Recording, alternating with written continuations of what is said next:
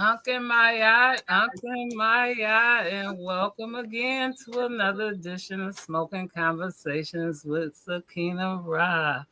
Thank you for coming in the room. Thank you, and welcome my co-host Gemini, the goddess, and Hey. welcome today for Dewey joining us. Yay! Well, today, I have a special guest joining us tonight. And before they get here, I'm going to ask everybody.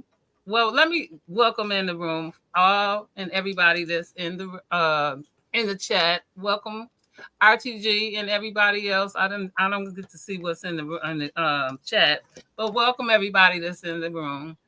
Um, what was that? Sign language? Don't do not be reading the chat. Don't be reading the chat. What kind of stuff is that? The Okay. Well, arsonist. anyway, You hear him? He said the so arsonist. let me say this to you, Gemini, because I know this has been a long week for you and everything. So, how's it going, sister?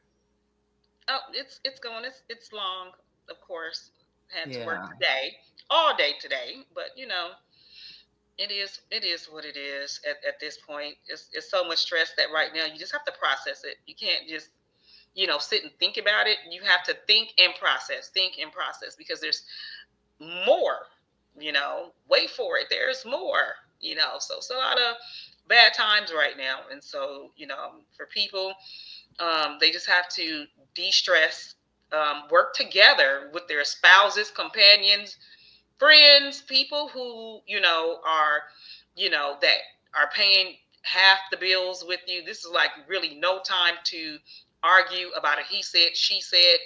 This is really time to come together with family. If you have your parents, if you have your grandparents staying with you, nieces, nephew, foster kids, anything of that nature, this is the time to be coming together and put old things on hold so that you can come up with a solid plan to weather the storm. Thank So I you. want to say it Thank like you. that. You have to, Good this is jams. about weathering the storm right now. And that requires unity or unification. Good gems. Good gems. Thank you. Dewey, thank Yeah, you again for coming in for us. thank How you for me. has It's it always a been, pleasure to be here. how has it been for you? Huh? How has it been for you? Oh, pretty good. I mean, I'm maintaining. I'm happy. So I would say life is fairly good. It's what you make it. So yeah, I have no complaints. At least not yet. I don't. Not right at the Okay. moment. So yeah. Yes. Again, we like to thank you guys for your services, and we know, everybody's been going through the storm, but you guys and your services it's really been hard for you, and it's hard on the economy as a whole, but under that sector, you guys are really putting it in, and just like any other service worker, we give you our gratitude and we thank you, because you guys are really under the brim, and we appreciate you. Yeah, yeah. Well, thank you. Most Def trying to stay positive in negative times, right? You have to just call it ace and a spade a spade. So, we're not going to sugarcoat it. Jim and I don't do well with sugarcoating stuff. You just have to really see it for what it is, call it for what it is, and deal with it at the same time. But again, this calls more for not putting our typical behavior, our typical business as usual behavior. This requires for real, put the put the guns down, right? Right. Arms down, wave the white flag, you know and really try to see each other's viewpoints, because right now people are in a very opinionated mind state, right? And so people have opinions. You have Latino people, who feel away. You have, lots of immigrants who feel away, right? And you can see all over the internet. It's like, why don't we jump in? How come other people, not just us, how come other people are not jumping into their situation? Then, you have the federal people. We're not requiring for people to jump in our situation, except, judges, the judges pretty much, because if um, you have Congress and you're waiting for the Senate, you can kind of forget it for now, right? Until some more local elections or special elections take place, right? And then you have people who are um, losing their jobs all over. My Lyft driver today, for instance, told me a story about how his brother was working for Guantanamo Bay, even though it was shut down. He was still working there. And he just recently, last week, got laid off. Why? Because the South American government is getting ready to take over Guantanamo Bay to continue on with this megatropolis prison. And so, again, this is not just a federal situation. This is a people situation, because you have lots of jobs that are affected by the language of the executive orders. And that's just not federal. That's for the United States. These are codes, legislature, this is law, this is everything. And so, really understanding how we all fit in somewhere and what he's signing, um, helps you prepare later for a much bigger blow, that I can foresee coming, that people can foresee coming. Yeah. Yeah. I think this is why tonight's conversation is going to be so imperative. Um, yeah, I really cannot wait for the guest speaker to show. Yeah. This is going to be so important, I think. Yeah. Go ahead, do it. I'm sorry, I cut you No, off. no, I didn't have nothing to say, sweetheart. I'm kind of like I'm in listening mode right now. So, yeah, I want you to be able to give whatever you felt like saying, because this is so impactful. This is I think it's being felt from the ground up as well as from the top down. I think everybody needs to understand that. I think it's being felt. Oh yeah, it is. I think a lot of people are speaking out.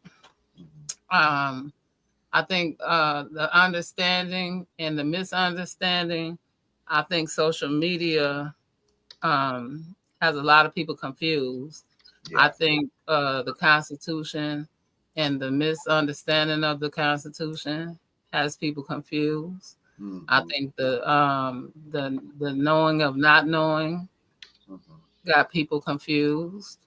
Yeah. Right. And so social media has added addition of people being confused. Right? Because you know how we can stretch things. Yes. So Yeah. that has people confused. Very much so. So very much so. And you will remain in a state of confusion until you talk to everyday people. Right. I was saying how a friend of mine, right? Very first executive orders that he signed concerning that DEI. Boom, several people. I mean, people all over losing their jobs first, who didn't understand why they were losing their job.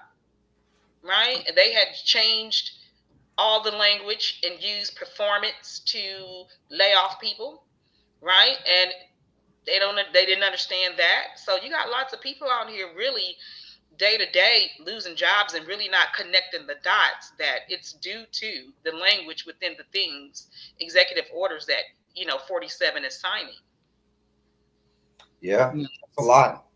That's all at one time. Seemed like it's within a real short period too. Short period. There's one right after the other. They all sitting on his desk in the Oval Office. He's signing one after another. Signing, but it's I don't know. It's But I will say this. I'm believing this is in relation to what we talking about. The MAGA people, the diehard people that's in the MAGA cult, is some look at it as very much a cult, but they're mad, they're upset because they're looking as though they got played. They did. They seriously got played because they thinking this man is gonna come in here, he's gonna be their savior, and life is gonna be so good. And oh man, I just can't wait. Now they're seeing the total opposite effect. But see, someone of his character, that's what he does. He puts Yeah. you in the trick bag. He gets you all hyped and thinking, "Oh man," and then he turns his back on you. He say, I didn't say that. I wouldn't. I didn't tell you I was going to do that," and they believe it. And now Yeah. I think it, and you haven't seen they haven't seen the worst of it. I mean, We seriously, have it. Yeah, it's coming. because because they call it the oligarchy. These very Yeah. wealthy people. That's who he's looking after. He's looking after those people. I've said it before, and I'll say it again. Let me say this, and both of y'all very smart, wise, intelligent women. People need to understand wealth is a culture. It is a closely guarded culture. Very few people will find their way into that culture. I mean, nowadays, let's say you got $1 million, you got $5 million. I mean, that's a nice piece of change. Don't get me wrong. That ain't no what you call no really true chump change. But we're talking about people who have the hundreds of millions of dollars and the people that got the mega billions of dollars. That's who are going to be under the umbrella of protection under Donald Trump. That's who's going Yeah. to be Because there'll protected. be no more middle class, right? No, it won't. That's right. Right. They want you to go from like being the working middle class to just a straight up working poor class. Yeah, You're absolutely. working, but you ain't getting ahead. It ain't gaining you nothing. Yeah. You can work 2 and 3 jobs and you still not gaining any traction, whatever. So their goal has been always from day one, keep as many people out of this culture. Yeah.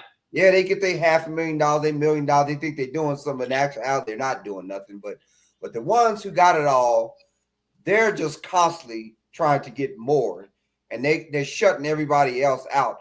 In the end, that's who Trump's going to look at. All these MAGA people that follow him and believe in him and will go to the ends of the earth for him. In the end, they're not going to gain anything under him. But some of them still think they are, but unfortunately, they're not. They're So not. Yeah. yeah. Yeah. Because you really have nothing in common with the with this mindset, right? This mindset, Mhm. like you said, it's a culture. They have a particular mindset, Yeah. right? And so, it's so crazy because, the Republicans from the very jump, right, has always hollered, smaller government, and we don't want government in our business and in Yeah. our house, right? That was the whole Yeah. purpose of Mhm. people technically really just agreeing with a lot of Republican, you know, um, their stance on a Mhm. thing. But yet here it is. You have the Republicans right you have the Republicans in office, and they're right in your face, up in your private space. They're up in your jobs, up in your food, up in your laws, up in your legislation, up in your contracts, up in your. So, what happened to Republicans taking that stance on smaller government and people should govern themselves and govern and politics, should play very little in your everyday life. And now Right. our whole life has been turned upside down by this very same Republican viewpoint, right? Mhm. So Right. it's almost like, is it a guise? Is it a trick? Yeah, it absolutely is, because this is what you had everyone to sign up for. People did not sign up for government to be in our business, telling Yeah. us what to do, telling us who to hire, telling us what agencies are able to stand, taking away our language, taking away our rights. That all sound democratic, right? Let them tell Mhm. it, right? Isn't that what the Yeah. Democrats do, Yeah. right? Yeah. But so I don't get it, and there's a lot to be said, because things are not as they seem. Right. Right. You sure aren't. Yeah. So, yep. That's well said, Gemini. Makes a lot of sense to me. Yeah, so. Yeah. Where's the Sakina? Where you at, Boom? Yeah, I was trying to find my question. I was trying to find my questions and in my I don't my my presentations for Reggie. Yeah. Let me ask this question before before Reggie comes on and we get into it full blast. What do you all think about him possibly doing a third term? Doing a who? because he Donald Trump trying to do a third term. He's already. It's almost like he's getting ahead of himself. He's just coming into his second term, but he's already trying to get them to push through a law or some legislation where he can actually do a third term, or maybe even another Yes. term. But you know what though? Here's the deal though. Here's the deal though. This guy's talking like he's like 30 years old, and I can be president for the next 30 or 40 years. He's going on 79 years old. But the way he's thinking, oh, I'll do a third term, and then after that, maybe a fourth, even fifth term or whatever. He's almost like he's talking about someone who feels as though that there's no mortality there. I'm going to live forever. But I'm it's gonna tell true. you, Forever. It's right. I'm gonna tell you like my cousin said, Lord willing. Yeah, there well, you go. That's right. let me share this with y'all. Okay. So Okay. um if you look up Putin, and this is something me and Sakina was talking about the other day, and so Mhm. I was asking a question: how can Putin stay in office so long where he is over in Russia? Well, I did a little research, right? Mhm. So 47 is taking a page right out of Putin's playbook. He So let cool. me start by saying Putin technically is going to be in office until he's 83. He's 72. And Wow. so what happened was Putin did in the beginning, they had 6 year terms, right? They went from 4 to 6. And what happened was Putin did the first term. He did 8 years the first time. Then he had his best friend, which was Dmitry Medvedev, come in after they said, okay, the 8 years is up. He had Dimitri in there for 8 years. Well, what Dimitri did in turn was when his term was up, Mhm. he reinstated Putin. Okay. And he was just a place mat or a place, he was a placemat for Putin. So when he leaves office, he puts Putin back in place. And right now, Putin has been Russia's president for the last 12 years, which supersedes the Mhm. 8 years that you technically is supposed to 6 years are you supposed to be up. But Putin has found language so that he can stay in office almost in perpetuity. And so now he has no plans to leave office until he's 83. This is, you can see Trump doing this. So when Yeah. he Yeah. doesn't have a in, he is technically, if you watch him, he's grooming his daughter Ivanka to Yeah. become president after that, right? That puts still him in place some more. And maybe he will run another term, right? With if Ivanka leaves and she does what, start, canvassing for her father back again. Mhm. So he's taken some plays straight out of um, Putin's playbook so he can stay in office a lot longer. Now, they may go for it in Russia, but nobody's going to go for it here in the United States. He's going to have a You're hard right. time, but he's trying for sure. You can see it.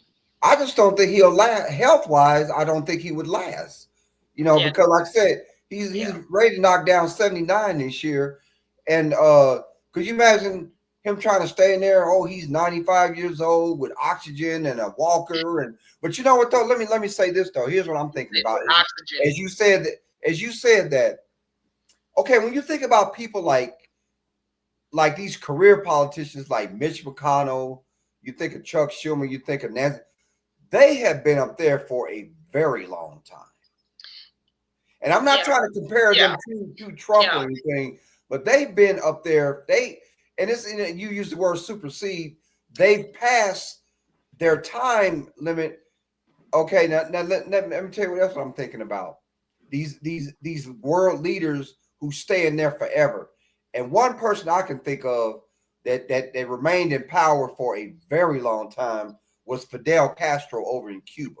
He was the Cuban dictator slash president, whatever, for like wow, man, wasn't it like 1959 or 60 and up until he died, and he died like so he was in power for over 50 years. yeah.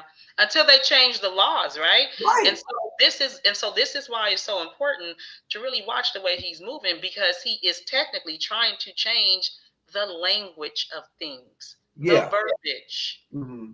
because Yeah. that is the end all and be all.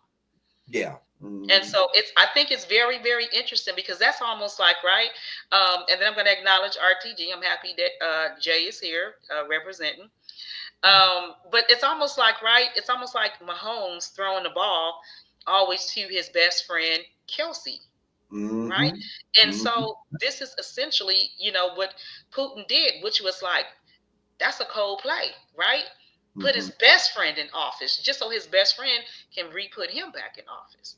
Yeah. And so you have, you can see 47 really move and like, who he's gonna throw the ball to, who's gonna catch it so that this, you know, uh, ping pong can go back and forth in his favor. Hmm. Yeah. That's a good metaphor. It makes a lot of sense to me. Yeah. Yep. So It's the most ironic thing. So how you doing, Jay? How are you? I'm good. Um, Oh, I'm good. I'm a little tired, but I'm good. I got a question for y'all.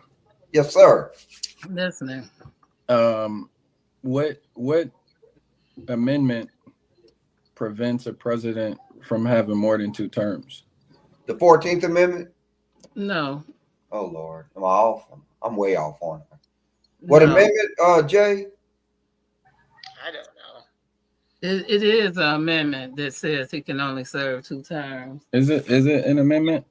Yeah, I don't know. I'm asking. it No, no. is. I think they instituted that after FDR because he did 3 terms, and Right. after Franklin Delano Roosevelt did 3 terms, that's when they came up with an amendment where no president can do no more than 2 terms. But again, we can. I'm not gonna say nothing about that, but a lot of this stuff that was in the um been swayed. So, but that part, no, I the got a follow up question.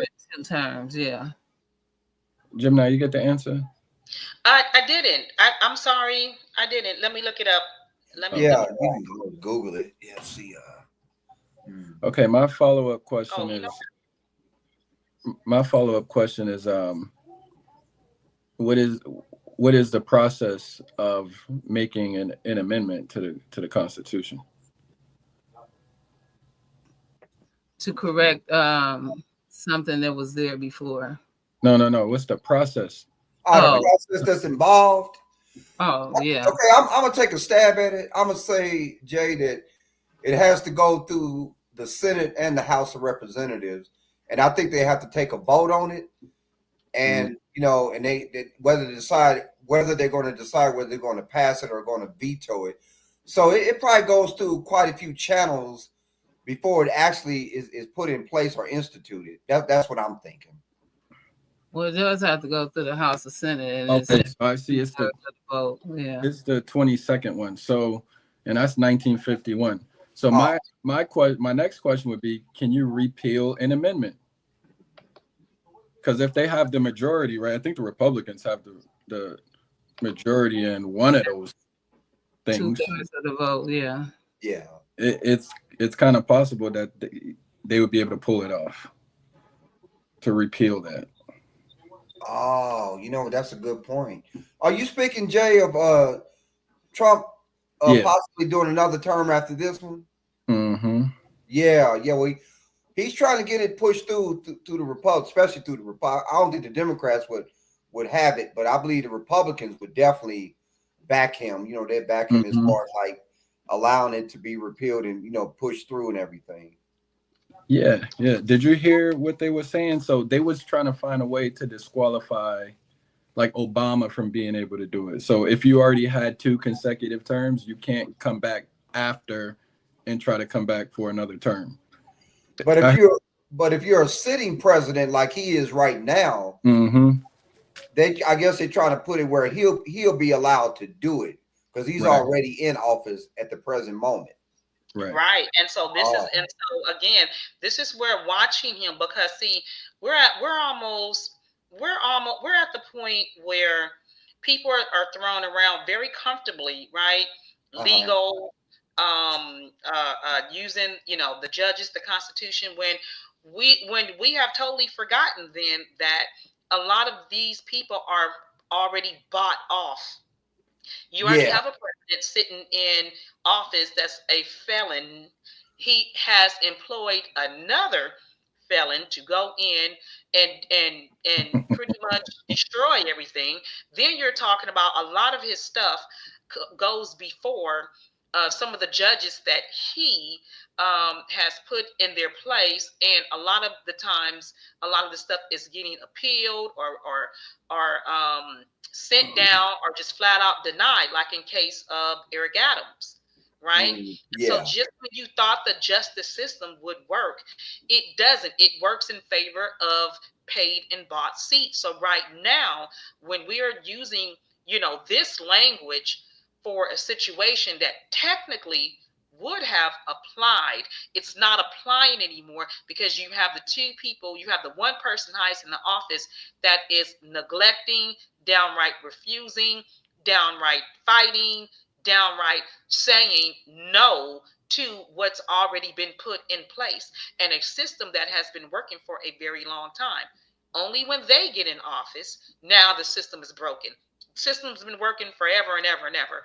Now you have some rogue enemies towards our Constitution, our amendments, and everything else that we once valued. He does not value it. So then these things may or may not work. And these were put in place as a protection for the American people. However, I don't think they saw this coming. This was a complete plot twist. And this is 2025, where this may have worked in 1925 to get someone like him out of position. But in 2025, where old things are not exactly working for the good of newer things, this is why we're in such a fight and a struggle right now. Yeah. Yep. True. We in a fight and a struggle for this same constitution for 40 acres and a mule and reparations. So what I are we don't know seeing? if those things even apply in 2025. And that's my point. And as we start going further into this year, there are going to be people who make the point and use the Constitution, the United States, and our forefathers to make great cases. However, time is not on our side like that any longer. You're Yeah. right about that. We don't have that. I got one more question. Okay. I hear the tone. I'm not criticizing the tone, but I'm trying to understand the tone. What is this boogie monster you guys are speaking about? What boogeyman? What boogie monster? That's what I'm asking. I don't know. People that I know are losing their jobs. That is not exactly a boogie monster. That's a fact. It's Right now at my job where I currently work, there are people shaking in their boots because we don't know the day in the hour in which we have to sit here and let lots of people go who won't be able to sit here and take care of their families. The so whole is reason they that joined the federal government is for stability. Now our stability has been snatched right from up under our nose and under our feet, which makes adult people who have lots of responsibilities very nervous. right? So it sounds like layoffs. So is that industry specific, or is this like a nationwide It is.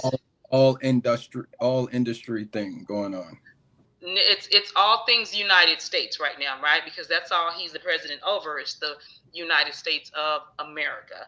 So this is everywhere. I don't know if you were on here when I was just talking about um, people who lost their jobs first due to DEI.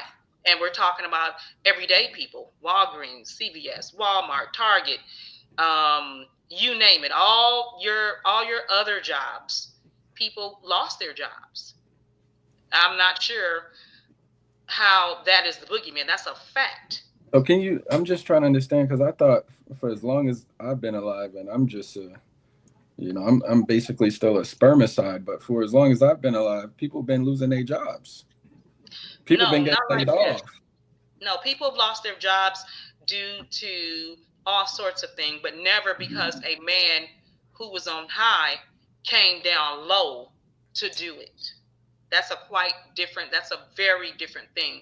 And so when you have the day before yesterday, 1,000 people at the VA, that's military, who lost their jobs, another 1,000 people at FEMA who lost their jobs, another 4,400 people at USAID, and then another 1,000 people over at the CDC. We have a measles outbreak right now, and we don't need people 1,000 people, right? They're short 1,000 people. FEMA is for natural disasters. We're talking about right now parts of California, all the mudslides, right? They're 1,000 people short in their job, right? We're talking about the VA hospital, right? Which on top of that, he also put in signed an executive order to get rid of all the transgenders in the military and stop I heard about that. I employing heard people. about that. Yeah, I Yeah, heard. in the military. So when you have a man who was so high come down so low, and is the sole cause and the sole reason why people are being terminated and laid off, it's a big deal. So what's the solution?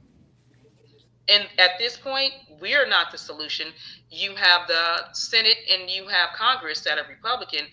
That is the actual problem. And so until that turns blue, right, we're going to continue to have these issues in life as we know it is very threatened at this So point in time. so you're gonna tell these people that lost their job they got to wait 3 years for a solution?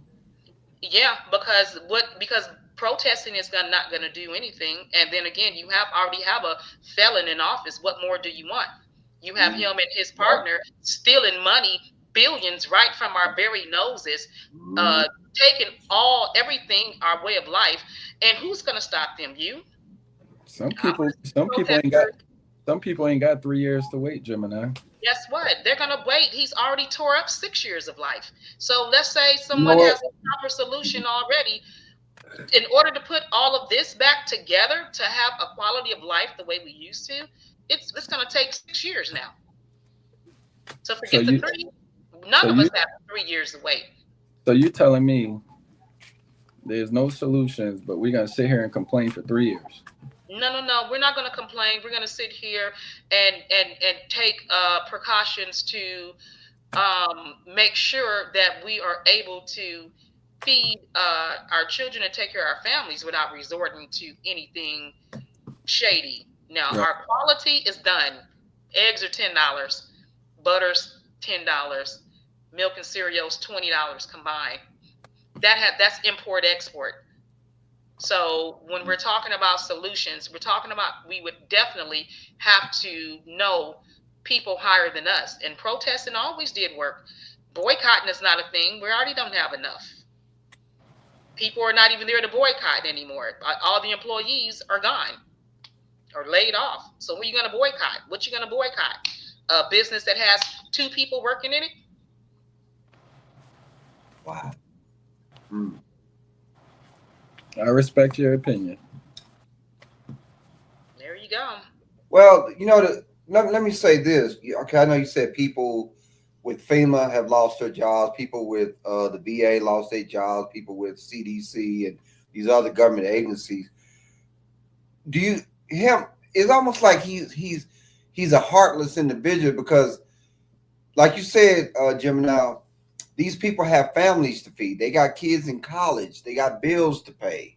They trying to keep a roof over their head, food in their house, and etc. But would Trump ever stop and think, letting those people go and leaving them unemployed, and they don't have a safety net?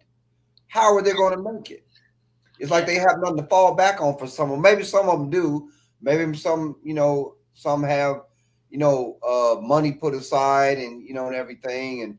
But again, I'll say, would he ever be concerned of whether or not these people getting fired or being reprimanded or whatever from their jobs and everything? Do they have a safety net? Do they have some type of backup plan that's going to help them until they find another job? And God knows, for some of them, it may take a while for them to find another job. Yeah, because you know what, you know why that is. Don't forget contracts, right? Most jobs have contracts. That's the reason why they're able to employ people. So with no government contracts, because remember he froze all that. So I'm not sure if people knew about the Department of Education, right? Mhm. When he froze all the funding, people thought it was just free lunch, when no, it was all the programs. It was the after school program, Link, Mhm. before and after care. um, and also he shut the doors to the Department of Education, right? The superintendents weren't able to go back into their own building, right? So I don't think that Mhm. people understood the gravity of what had happened and what is actually going on.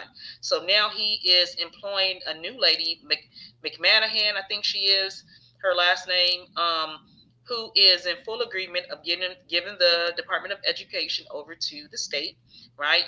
And meanwhile, the funding, there's some funding that has been able to allow the students to kind of have a regular day, but there are lots of things that are components that are missing. So you talking about people who in school may have an IEP, right? Disabled kids who once upon a time had programs where they were not, maybe if they were stuttering, or if they had ADHD or something like that, where they were able to go and see these psychologists and therapists and things like that, that came to the school and worked directly with the Department of Education on the behalf of children. They're not doing that anymore. I don't think people, again, understand the gravity of the situation. There are things going on in the world that people think are still going on. It's not there. And I don't be why, because if it don't affect you, or you're not put in that situation, you haven't checked on it lately. Yeah. But I implore you to really understand how this is affecting people all over, Right. every walk of life, Yeah. not just one group of people or one type of agency, one type of employee. It's literally going down. And so um, the thing with the Medicaid, oh my gosh, oh, people are not even, I don't think people even understand, people are not even being able to afford insulin anymore. It was $35 when Biden and Kamala left office. The minute, 47 came in, he stopped that. He Gemini. stopped that. Yeah, I now it give went I back give up, you insulin went back up to $1,200, $1,000. Gemini. I know you don't need it. Medicaid program has been disrupted. I don't think people, there's stuff, there's real life things going on right now. I know you don't need it, Gemini, but I got $1,000 for you just to say one nice thing about 47. Well, there is none right now, because the world is being thrusted into turmoil and chaos, while him and his friend rob us blind. Mhm. Yep. I agree. I can't think of one. I'm gonna tell you, I can't think of one good thing to really say about him as far as like all these things that he's implementing. He haven't even been back in office for a good solid month yet, and it's almost like he's coming in to wreak havoc. And it's almost like he told everybody he was going to be a dictator in day one. I do believe that the man is aspiring to be a dictator. So when I go back into the annals of history, and I think of like Adolf Hitler and Mussolini and Joseph Stalin, and the list goes on and on, these brutal dictators we've had throughout history, I believe that he's aspiring to do the same thing. I want to create havoc and everything, and I want to utterly make people's life miserable. And he finds pleasure out of that because I truly believe we can be on this. We can be on this platform that we on right now, this time until next week, straight, nonstop. But I truly believe that the man is mentally ill. He has a mental illness, and I think no one knows that better than Mary Trump. And that's why I watch her podcast, because Mary is a Trump herself. And before his kids was born, even before he got married to any of his wives, she was in the same house with him as a little girl because her daddy is like the oldest of the five children. The man has mental problems, but they don't want to address that. His cognitive, ability is on the decline. Why you so quiet, Sakina-Ra? What Oh you? my goodness. I just seen a hurricane hit something and I wasn't ready for that. I was Hmm. listen, I am like I'm into this conversation because I've been watching like all of these meetings and um uh congressional meetings and NSAID meetings and WHO meetings and all of it. And it's just like I said, when the social media gets involved and it's just like um people. It's one thing I want to point out is what I heard in one of those meetings. It was when too many people are involved, that's how confusion is started. So again, um, they had reporters in one of the meetings I saw with the Russians. I'm not gonna say well, it was Russia, it wasn't Ukraine, and they were talking about bringing peace to that war. And one of the things I liked about the word transparency was that look on their face, and I'm gonna call it that because even when Ukraine came and they talked about it, the look on their face was saying, "Yeah, we need to bring peace to this war and let their hostages go and yada yada yada," because that look on their face was transparent as all get out because they knew they were wrong. And so that part of transparency I can applaud because when you got that type of look on your face in front of all these people, you ought to be ashamed for what you do.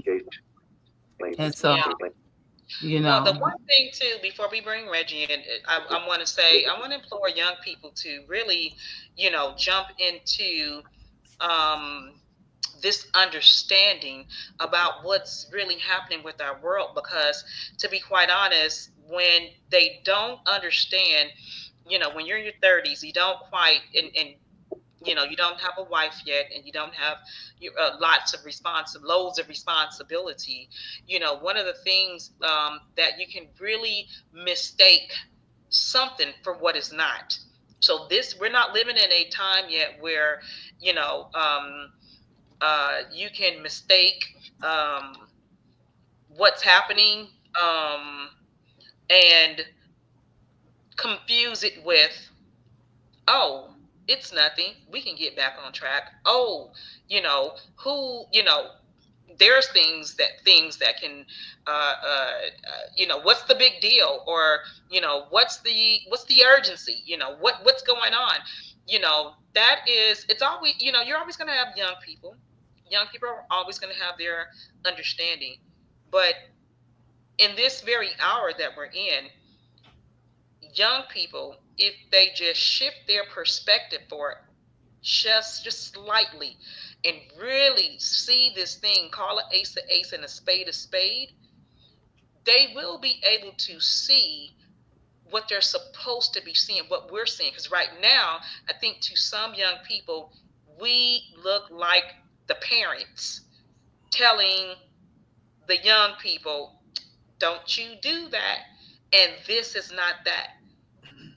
You're very confused about the roles right now of where we are and what we're supposed to be doing, and how you fit into all of this. So I really, implore young people to really take the time to understand how life is being impacted in every kind of way.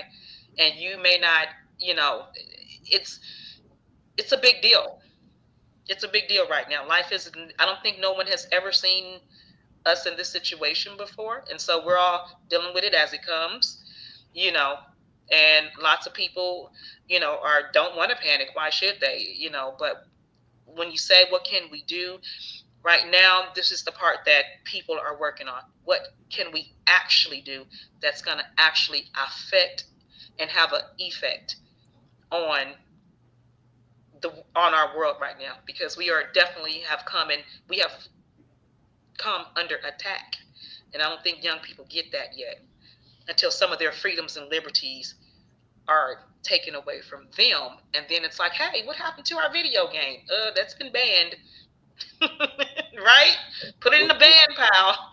You can go to jail now for playing that game. That kind of thing. Like something, a crisis has to hit the young people in order for them to kind of wake up and kind of understand where we are and how we're all in this together, and how a better unification is needed if we're to survive this.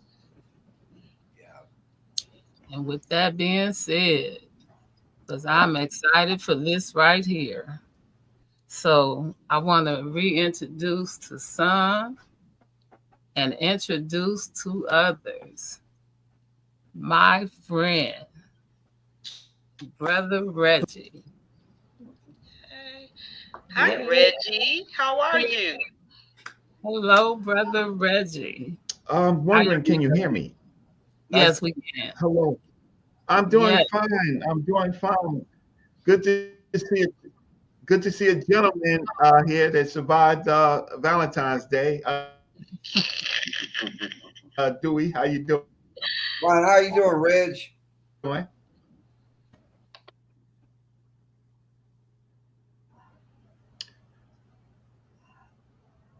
Fine. Okay. Reggie, can you hear us? I think he's probably fixing his volume or something. Give me a second. Okay. Okay, me too. Let me Oh, close down all of these tabs too. Let me close down everything, because sometimes when we get jam packed up here, if you have more than one thing open, it starts to slow down. Mm. That's correct. Can you hear me now? Yep. yeah. Yeah. Can you hear me? Yeah. No. Can Okay, wonderful. So it was in fact that I had too many things open and I was struggling to Okay. uh, to get things closed. How's everybody doing today? good. Everybody is Fine. Very fine. good. So wait, I wanted to introduce you to Dewey. Dewey is my co-host on my show. Mhm. And Yes, so I've Dewey, seen Dewey before on your show. How yeah, you Oh, this is Brother Reggie. how you doing, Reggie? Pleased to meet He's you. our power scholar. We call him the scholar of the hour, the power scholar. Yes, yes, yes. doing? Excuse me. Our scholar. Yes, we can go on and on and on, but today he is the super honored guest, right? All right. Super honored guest. Okay, and I'm so excited to be with all of you in these particular days that we are in. Hmm. I'm here today to talk about, and hello, Sakina-Ra, how are you? I am And well. Gemini, how are you? And my brother Dewey, how are you? I am Um, good, brother. that's great. So today I'm going to talk about something that's very important, and I think that y'all were beginning to talk about it in the context of young people and what's ahead of them. And it's really problematic because the young people rely on social media, and uh, and social media has been a tool that has now fed misinformation. It is a tool, and when you're looking at Instagram, Facebook, sometimes Twitter, lots of times Twitter, if you don't know where to look, you're being misled. And so what happens is information is pushed to them through social media, and that becomes their news because they don't read the New York Times, the Wall Street Journal, any of those major papers that are in your area, nor do they watch CNN or CNBC or any of those type of shows, right? And so when they look at what Black people are doing, they are often misled. And I want to say thank you to uh, a group of social media personalities that many of us know that are on these platforms, right?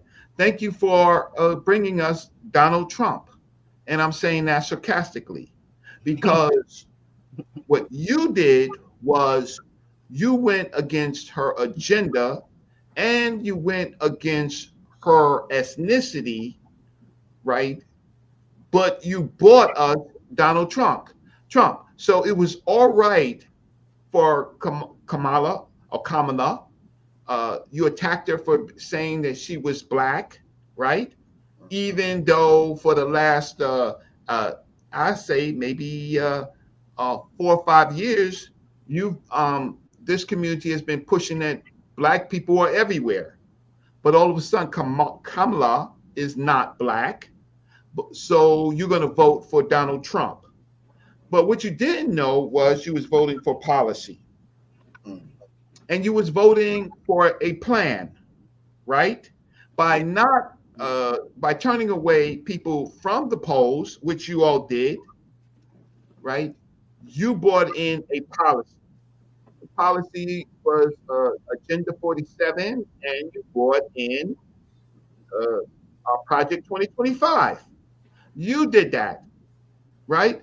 These so the young people that you're talking about are simply younger than you who did this, but they are only 10 years to 15 years at best younger than you. That population, because they feel that they have been disenfranchised of the white American dream, as if the an American dream was ever promised to our people, right? So they don't know. Many of them are not college graduates, college educated. Many of them, some of our best spokespeople that we have, that we listen to, uh, don't even have GEDs. They they don't write. They don't cite. They don't read. They don't research. And when you tell them about this, right, they ignore it because they think that that's us, we right here, who um, were children of the 60s, and maybe one of you might be a child of the 70s, right? That what we went through don't count. And only what they went through counts. So they're privileged enough to be in the internet age when we were barely in the computer age, right? I got a degree in computer science in 1988, right? I got a degree in computer science in 1988 from School of Engineering City College. So I know when the PC was launched, roughly about 84, right? And they are beneficiaries of that. We weren't beneficiaries of, for example, when Microsoft was $5 for 5 years. We weren't beneficiaries of that. Our parents was fighting a new new Jim Crow. They were fighting housing discrimination, and they was fighting employment discrimination. The average household combined income of black folks was in the times that I was growing up was less than $35,000. Okay. Um, the reality that they have now is that they have the reality post Michael Jackson, post Prince, right? They have the reality of even post, uh, how can I say, Fred Brown, right? And all the NFL players, right? They have the benefit of seeing a few black people make millions of dollars. Mm. And so when you have that mindset of this generation who they've seen black millionaires and multimillionaires, they've seen the Jay-Z's and the Beyoncé's and the rest of these rappers, the singers, Rihanna, they have a false sense of reality. So we are in a dire situation now. Thank you, you black YouTubers, you black social media experts. Thank you so much, because what you have done Come is on. you have given us Trump policy. And that Trump policy, Agenda 47 and Project 2025, what you have done has brought in a situation where all of the rights, all of our civil rights, has went away roughly in a week. Come on. Mm-hmm. All of our civil rights have went away. And while you were attacking Kamala Harris, right, uh, you didn't factor in what is the lesser of two evils. Oof. So when you didn't factor in the lesser of two evils, all of our voting rights gone. You know, today, if you, a family member, right, is shot by a cop, right, you can't bring any civil rights cases to the Department of Justice. You can't do it right now, right? You don't. And to our people who call themselves white Americans, well, you were fooled too by your own pundits, because in just 2 weeks, hundreds of thousands of people have been laid off. Yeah. Not just black, but also what those people that call themselves white. But you can't factor that in. You have cognitive dissidence. You can't factor that in.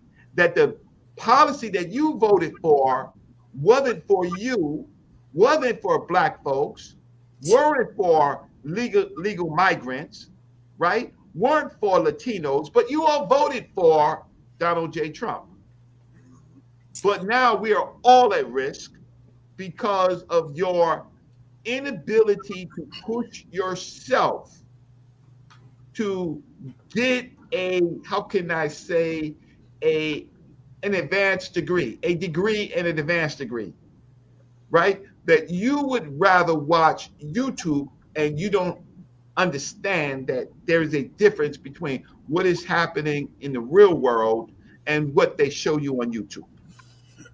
Okay, so where we are right now is they had a plan, Agenda 47, Project 2025, and these projects were the newest versions of old versions that they had. But this is the best of their work right now. And to be able to put it together in just 10 days is amazing. So what we did not have a plan. And the thing about it is, Dewey and to Sakina and to Gemini, our leadership above us failed us. Yeah. Some of the most important black organizations that we had stayed out of the discussion about what was going to happen. Mm. Mm. Some of these groups are religious groups. Oh, Yeah. They want the world to come because they believe that some savior is going to come, Mm. or some spaceship is going to land, right? Or they're just too old and they've made their money either way. So what happens to our generation and the generations before us does not matter. The only plan that people bring themselves to is thinking reparations. Reparations is not a plan, right? There's a plan to get reparations, but reparations is not a plan. So we're here to talk about today a plan, right?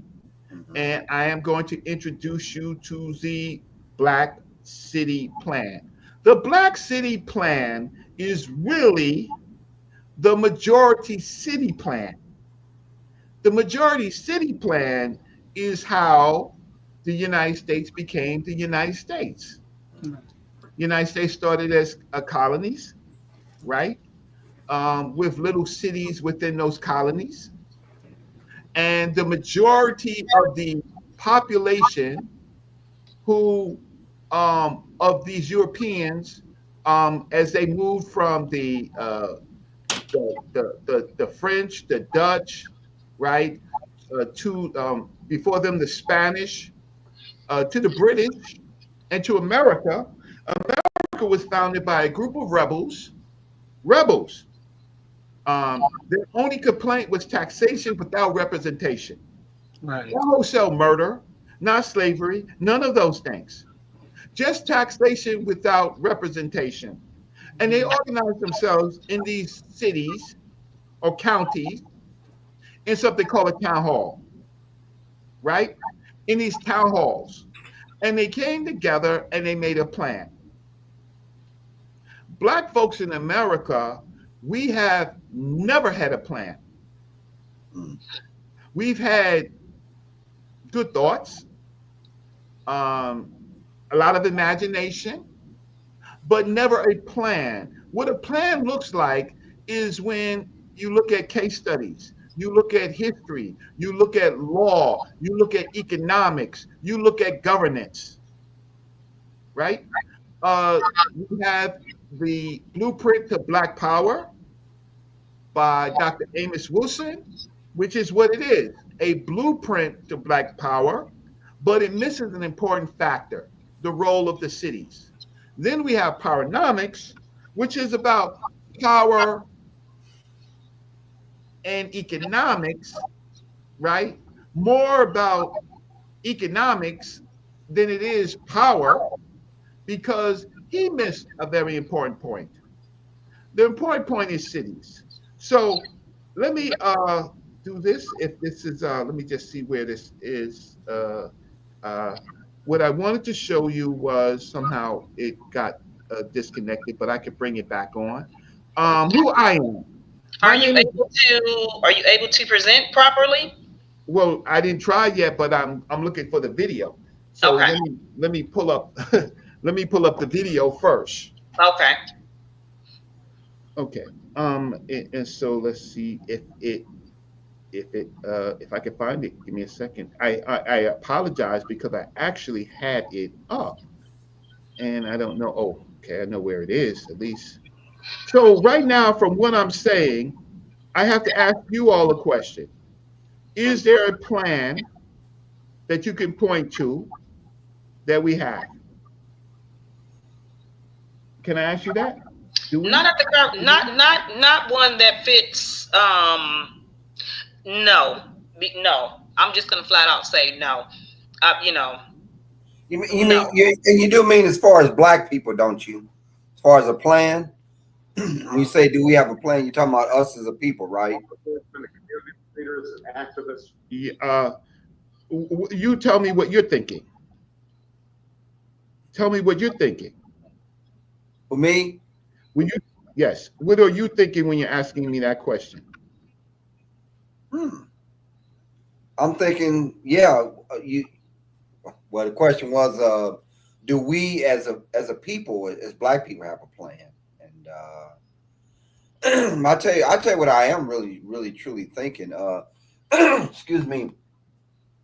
I'm thinking. Okay, I saw a clip on YouTube with Dr. Claude Anderson, Right. and he said something because I've heard this before. He said something that was really key, and it made a lot of sense. See, the thing with us as a people, we're consumers and we're not producers. And the thing is, we okay, like he had mentioned about black hair care products. The Korean people got that cornered. Okay.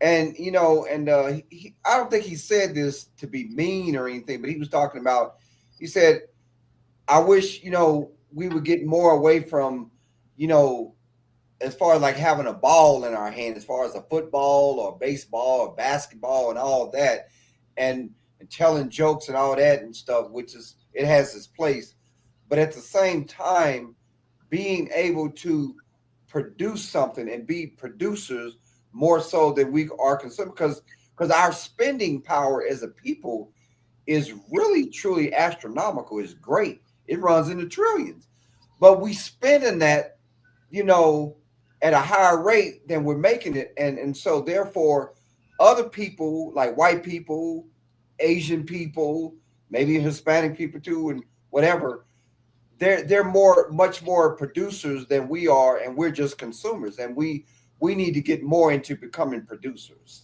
as a people. Mm. So I hope I didn't get far off the point or anything. No, you No. your point was excellent. Mm. So I can give you my analysis. Okay, My analysis is that Claude Anderson is incorrect. okay. We've always been producers. We Mm. came here as enslaved Africans to produce, Yes. right? So we have always been producers. Mm. Uh, we we were not able to do for ourselves until after slavery. Yeah, yeah. 30 years after slavery with Booker T. Washington, we did more with less. We did more with less Hmm. than what we have more, but we're doing less now. But we did more with less as a people, right? 30 years after slavery. Yes. The problem is, and it goes to these groups like the FBA, the Foundation of Black Americans, which is a social media group, Hmm. not understanding, is that our production has always been tied to America. Yes. So Dr. Claude Anderson's analysis is incorrect Hmm. because we have been the greatest producers, Yeah. right? We have changed the culture of America. They're watching the Super Bowl, watching rap. Prior to that, they was watching R&B with Rihanna, Mhm. and before that, Beyonce, and before that, Janet Jackson. They sing, they rap, Hmm. they think Hmm. from what we have produced. Yeah. So it doesn't matter. We could keep on producing. We are the rise of college educated African Americans, African Caribbeans is at an all time high. Yes. But we're doing less with more, With more. right? Yeah. Yeah. Yeah. The amount of Yeah. working people that are in corporations, our parents couldn't really work in corporations unless we worked the elevator, Mhm. unless we worked the kitchen, Mhm. right? Yeah. Unless we carried the mail, Yeah. right? Mhm. We were cut off. Yeah. Our parents were cut off from all of that. Yeah. You're right, Reggie. I'm with No, you on that. I think Dr. Anderson meant well, but maybe he may have gotten off point. But I agree with you. You're right. We are producers, and I'm gonna tell you the thought that just hit my mind real quick to prove the point of us being producers. Black Wall Street in Tulsa, Oklahoma. We had our own banks, our own hospitals, our own bakeries, our own cleaners, our own everything. And I think those racist white people down there in Oklahoma saw that, and it infuriated them because they knew our potential and what we could produce. So their thing was, we're going to come on, we're going to destroy all that. You know, they worked through their own blood, sweat, and tears to build that up, but we're going to delightfully come along and destroy it all. And I believe that is the Eurocentric way of thinking. Whatever they do produce or whatever they do create, we're going to delightfully come along and we're going to destroy it. That right. is the mindset, brother. Understand something. I'm not gonna get off into this race thing. I'm half white. My father was a white man. My mother's a black woman. I love everybody, but I keep it real. And my Gemini will tell you, I know her whole family. We know each other for a while. But what I want to say though is I truly believe that is the mindset of the white man. I mean, whatever they do create and do produce and want to enjoy the fruits of their labor through producing these products and these inventions and all that. Like I said, it will be my job to come along and destroy it. That's the wicked mindset that so many of them have. So I'm gonna let you go come in on Well, that one. they're not doing anything that conquerors don't do. Yeah, there you go, Anything they don't conqueror. do, Yes. Mm. right? The issue with Black Wall Street, and we'll talk about that, is that again, what we were producing was tied into white America. Okay. And so Tulsa, Oklahoma, and it wasn't just Tulsa. Tulsa was the one that we talk about there was at least 12 to 14 additional places just like that, Mhm. right? In that particular state. And what happened is that that's the problem of not having a plan. We didn't have when we Tulsa, Oklahoma was a corridor, Yes. no different than Harlem, no different than what you call Chocolate City in Washington D.C., which is no longer Chocolate City, Mhm. right? Yes. Uh, Harlem, New York, which is no longer Harlem, New York, right? And Yeah. wherever Black folks did, what we did is our production and our labor was not ours; it was theirs. It was theirs. Really? Could you elaborate a little further on that? When you say our production was not ours, it was there. Break it down a little more. I want to Yeah, truly make sure I understand what you're it's simple. It's simple. When you're living in a country where the laws, right, you don't control anything about the law, right? saying. So that means the laws can be changed or set aside when it comes to you. Okay. So during the time of Black Wall Street, you're Mhm. talking about Jim Crow period. This Mhm. is the Jim Crow. Yes. Um, they were not in the South, so South was facing a whole nother situation where Tulsa was. The communities were more spread out. Mhm. The communities were more spread out, and the fact of the matter is, Black folks had a semblance of freedom, right? Mhm. And they what they did in those places were incredible. But again, Booker T. Washington in the South did incredible things. Mhm. But it was tied into a situation where we don't control the laws, we don't control the government. It Yeah. was Good with point. Tulsa, it was the police, right, Mhm. and the white militia Mhm. that were martialized or sheriffalized, right, Yeah. against Black people, against other citizens, and at this time we were citizens, Mhm. right? Yeah. So we didn't have foresight to understand that a man in an elevator with a white woman Yeah. could cause utter chaos, Mhm. right?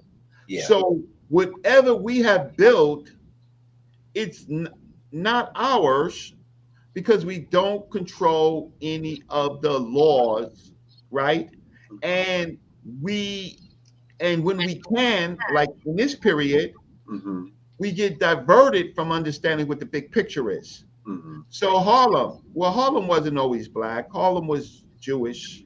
It was Irish, Italian, and then Jewish. And then they kicked Black folks all the way down from Wall Street, right, to the Lower East Side, to ultimately Seneca Village. Mhm. And then after they declared Seneca Village eminent domain, they kicked us to Harlem, Mhm. right? Right. Mhm. At those times we had no positions in government, no positions. We had organizations, we Mhm. had benevolent organizations, Mhm. but we couldn't even taste law. Not so much in the last 20 years. In the last 20 years, we have more Black elected officials than we've ever had before.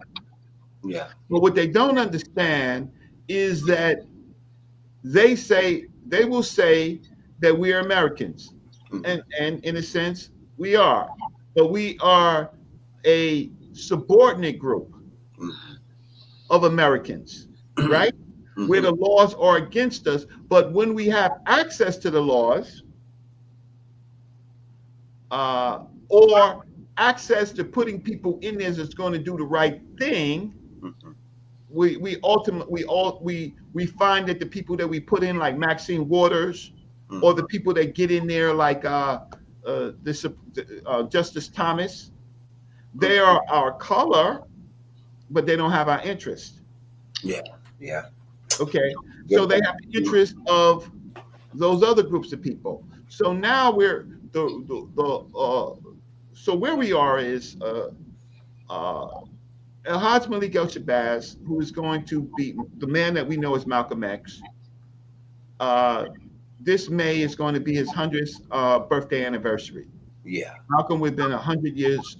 old this May 19th. Mm-hmm. Him and Dr. John Clark, their plan was to create organizations in every city, every corridor, right, Mm-hmm. for the benefit of Black folks, kind of like a Garvey movement, Yeah. right? Post Garvey. But something special happened. And what happened was, this is my warm up, y'all. I haven't even began to present. Uh, the war, the issue is Carl Stokes became mayor before after Malcolm died in '67. So Malcolm never really dreamed of or maybe dreamed of or thought of Black mayors, right? But really couldn't conceive it. Right. So then there becomes now after him hundreds of Black elected officials and cities. Okay, so now we have government. So when you have government, you have to understand that, meaning we had a majority population. And in understanding a majority population and understanding federal law is the floor in which no law can fall below. And the your rights, your city rights, people that live in cities can make their own laws. So white cities flourish, right? Mm-hmm. Even though there's a federal law, white cities flourish, Mm-hmm. right? They Yeah. have laws for their citizens. Their schools are open longer, right? Their schools are open on longer hours. They're doing work, education, right? Their taxes are lower in their cities, right? Mm-hmm. They get the jobs in their cities. They manage diversity, inclusion, equity, inclusion for themselves. They've always had diversity, uh, inclusion, and equity. Mm-hmm. They've always had that for them because they have what you call local laws. Mm-hmm. Okay, so let me just tell you. Okay, so for people who do not know me, my name is Reggie Mabry. I am a college graduate from the City College of New York. My mentors were Dr. Leonard Jeffries, Dr. John Henry Clark, Mm-hmm. Dr. Joseph Benjo and Professor Small, James Small, Yeah. and a slew of the best. There's probably very few Black leaders that I have not met in my life, Mm-hmm. right? Mm-hmm. I participated in local politics for a long time. For some of the early campaigns, which I would call early, this is in the 80s, 90s, Virginia Phil's campaign in Harlem, and uh, the former governor of New York, David Dinkins. I actually had him come to my, well, at that time he was the, what was he? He wasn't the governor at that time. I invited him into my office. I had worked in a law office. So I invited him there. He came to see me and seeing my bosses and stuff like that. And then he becomes governor, and all of his aides, many of them I went to school with. And then being in the Black movement, which was connected to my college education, but was the next step, working with Black organizations in the community. I met almost all of the Black leaders, right? At one time or another. Went to see them, right? Shook their hand, whatever. I could show you my congressional citations. I could show you, that. But where I want to start is, I want to start at a particular place about governance. And don't run everybody because I'm talking government, right? Mm-hmm. Just try to understand what I'm saying. Mm-hmm. Controlling, when you control a government, you control everything in what that government controls. Transportation, you control housing, you control the police force, you control education, you control jobs, you control because who we live and die in our cities and counties, which are part of the states that we live, but we live where Black folks live for the most part, right? And we live and die in our cities and counties, except for some people who live in the rural areas or some people who live with, choose to live around white people or people that they call white. Okay. So in I was selected in, let me just show it to you. And you can look at the date. I won't tell you what the date is. Share screen. Share the screen. And let's get to this window. Here you go. Share volume. And let's look a little bit at this. Share. Got it? So I put it on share. You have to bring it up. Gemini, I don't know who's managing. Right, great. Okay, so let me just play a little bit of this. Okay. Okay, so here we go right here. So I'm at City Hall, and I am testifying for in the City Hall of New York, and I am testifying under Bill Perkins and Council Member Charles Barron. And what does it say right here? It says Council Committee what? On Governmental Operations Part 2, June 19th, 2002, Council Chambers. Great, wonderful. So how many years is that roughly? 23, maybe? 23 years. Yeah. So 23 years, right? I was selected to testify. Now, all of these new people with these YouTube channels and all these people, show me anything that you did in 2002. Yeah. I can show you things that I've done earlier, but I can point to 2002. So let's hear a little bit of this. And so when I compare my work with theirs, they want to ignore this, right? Yeah. And this is all going to bring me back into what I have to say. So let's just play this. Here you go. Okay. But not least, this will be a 3-person panel. It'll be our last panel. Reverend Johnny Lee Johnson.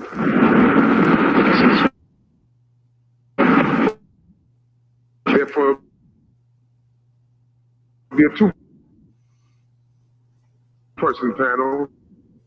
Thank you very much. And nothing but the truth. Yeah. So, thank you. Would you each state your name and affiliation for the record? My name is Marian Davis, and I'm representing my people, the African people, and no particular group I represent. My name is Reggie A. Mabry. I'm representing my family and my people. Thank you. Please proceed as you wish. Good evening, council members. My name again is Reggie A. Mabry. I'm especially proud of this hearing on date Juneteenth to begin the process that this city needs to do for reparations.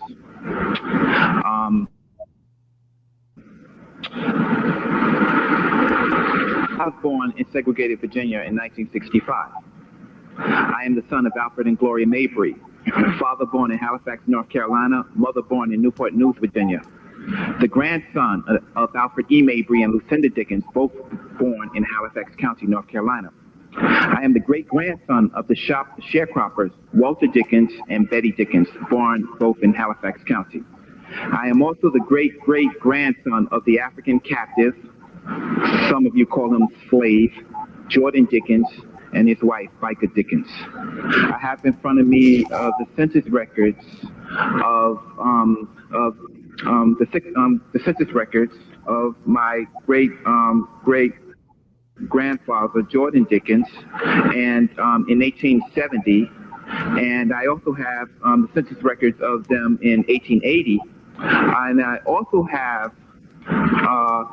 the 1860 census records where unfortunately the name stops and they become name of slave owners, number of slaves, their age, their sex, and their color, but no names. And I would like to submit that to the council. I also would like to submit to the council 2 books for their library, Criminalizing a Race by Dr. Shashi McIntyre, which passed away,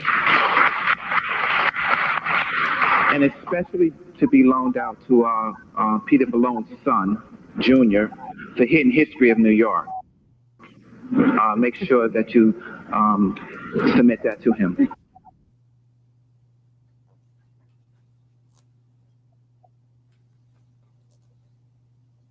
Can't hear you, Reggie.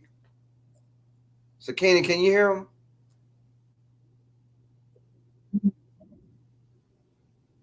Oh. Sorry, I turned it down because because okay. there would have been an echo. And so I'm testifying 2002, as you see, in a governmental body, a local government body, the city of New York, and I'm testifying about reparations. And I present them my family history, and I also present them materials. So I'm sworn in, and they take my materials, and you see the person taking my materials, right? And so what I'm doing is I'm making a claim, right? I have standing. I'm telling the people I have, I know who my parents, grandparents, great grandparents, or great great grandparents. I know who they are. I'm making a claim in the city of New York. The problem with a lot of people is that we want all of this stuff, but we can't make a claim. Yeah. Right? We don't have any standing. We don't have any standing in law. So here, I'm just going to move through this real quick. And so, okay, so there's the council members. This is Howard Dodson at the Schomburg Center for Research and the New York Public Library. He worked at the Arturo Schomburg, which was the greatest, one of the greatest Black research centers that ever was created by an Afro-Puerto Rican named Arthur Schomburg. And this is Howard Dodson, and I spent 5 years working with Howard Dodson at the New York Public Library. Just tell me who I am, right? Testifying. Who else is testifying? I forgot the sister who's testifying with him.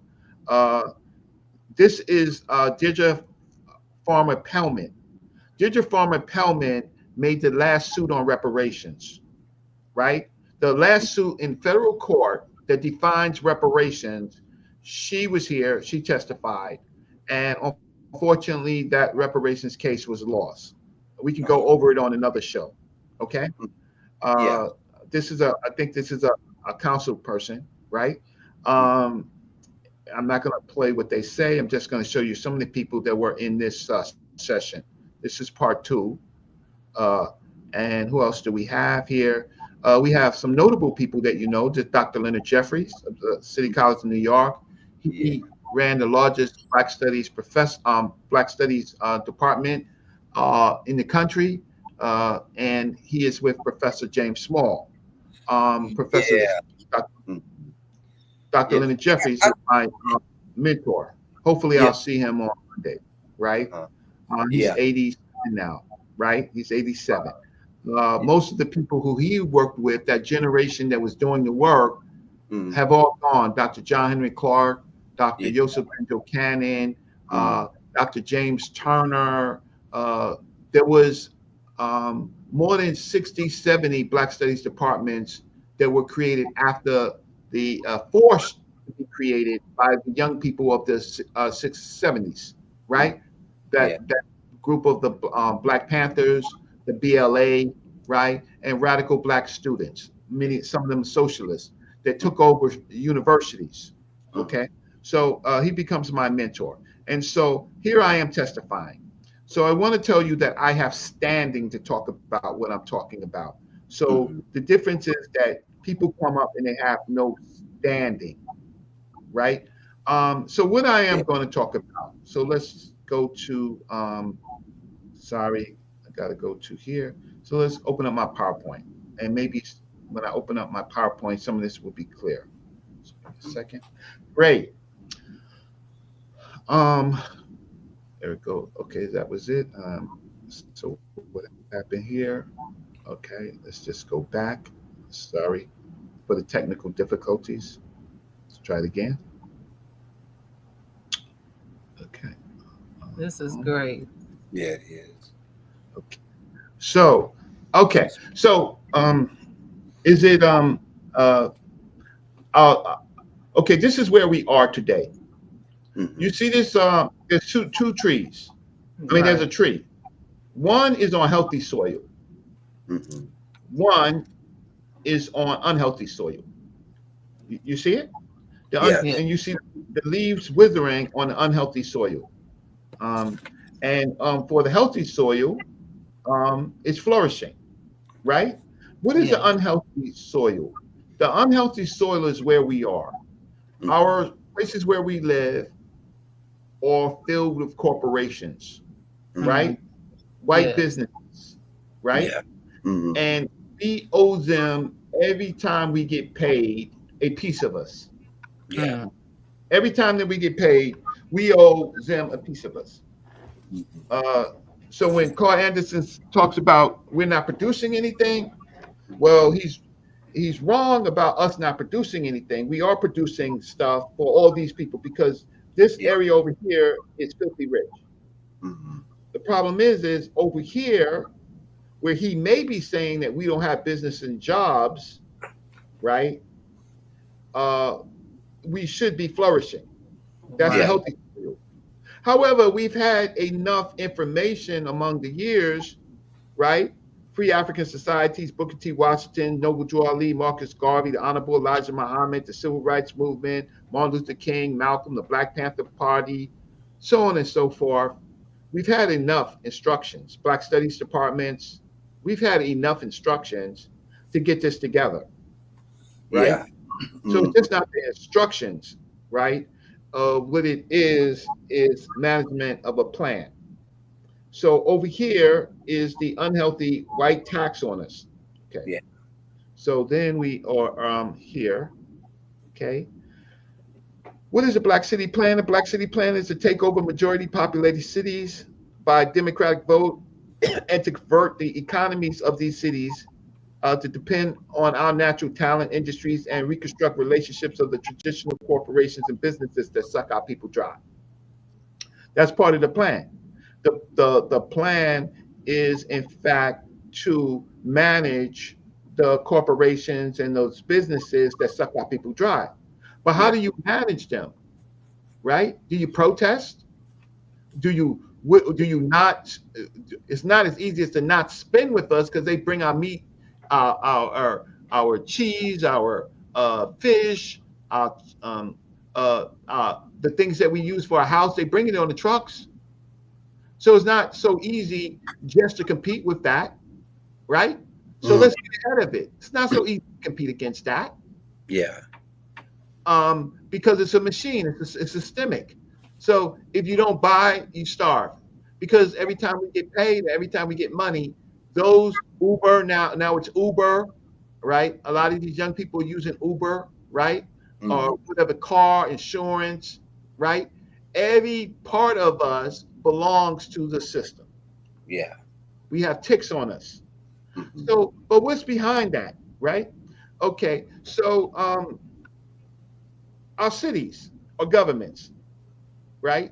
That some of these cities and governments we actually manage, right? Mm-hmm. We if we got our heads together, we would know our power. Uh, the bad way is to think that we're managing it for white folks. That's what we know some of our politicians do. They're always partnering with white folks. They always need to appease them. Never appease the people that got them in. Yeah. And the people that got them in, they're not smart enough to know that we can create referendums. So if they don't do a good job in 2 years, we can bring them out by Yeah. the vote because we voted them in. We're voting in black people that are going against our interests. So I said an important word, which is our interest, right? But the government of our local cities and counties, they control all of this. So Mm-hmm. wouldn't it make sense control the thing that controls you? Yes or no? It would make sense. It would make more sense for us to be in control of what control of our own control. So, by reading, not reading all of the things, just summarizing what I'm putting on the screen, is Mm-hmm. that in 1967, we got the first black city, and then it spread like wildfire. And then we forgot that we were supposed to manage those cities, right, to help build our communities up, the voters, the majority people. So it's no problem for me saying black city, because when I'm saying black city, I'm saying that in some of these cities, the majority of the population in these cities are black folks. Then there's mixed cities, and then there are all white cities, Yeah. right? Majority white cities. So it's no problem for me to say black cities. They don't want me to say, because they don't want me to say, tell you your power. So when Now, can you I ask you a get, question? yes, So, when we say swing states, are we not saying this? no, So, majority states that are swing states, are they not overpopulated or populated with, like Michigan? Or Michigan is more populated with more cultural black people and whatnot, right? So, um, the reason why I'm saying no is okay, because there's no state that we are the majority of. okay, all Mm, right. I'm gonna back off that then. Go okay. ahead. So there's no state that we are majority of, but what we are a majority of is cities and counties, Yeah. right? That So, part is where I'm saying it when I said that. I'm not saying far as statewide, I'm saying far as citywide.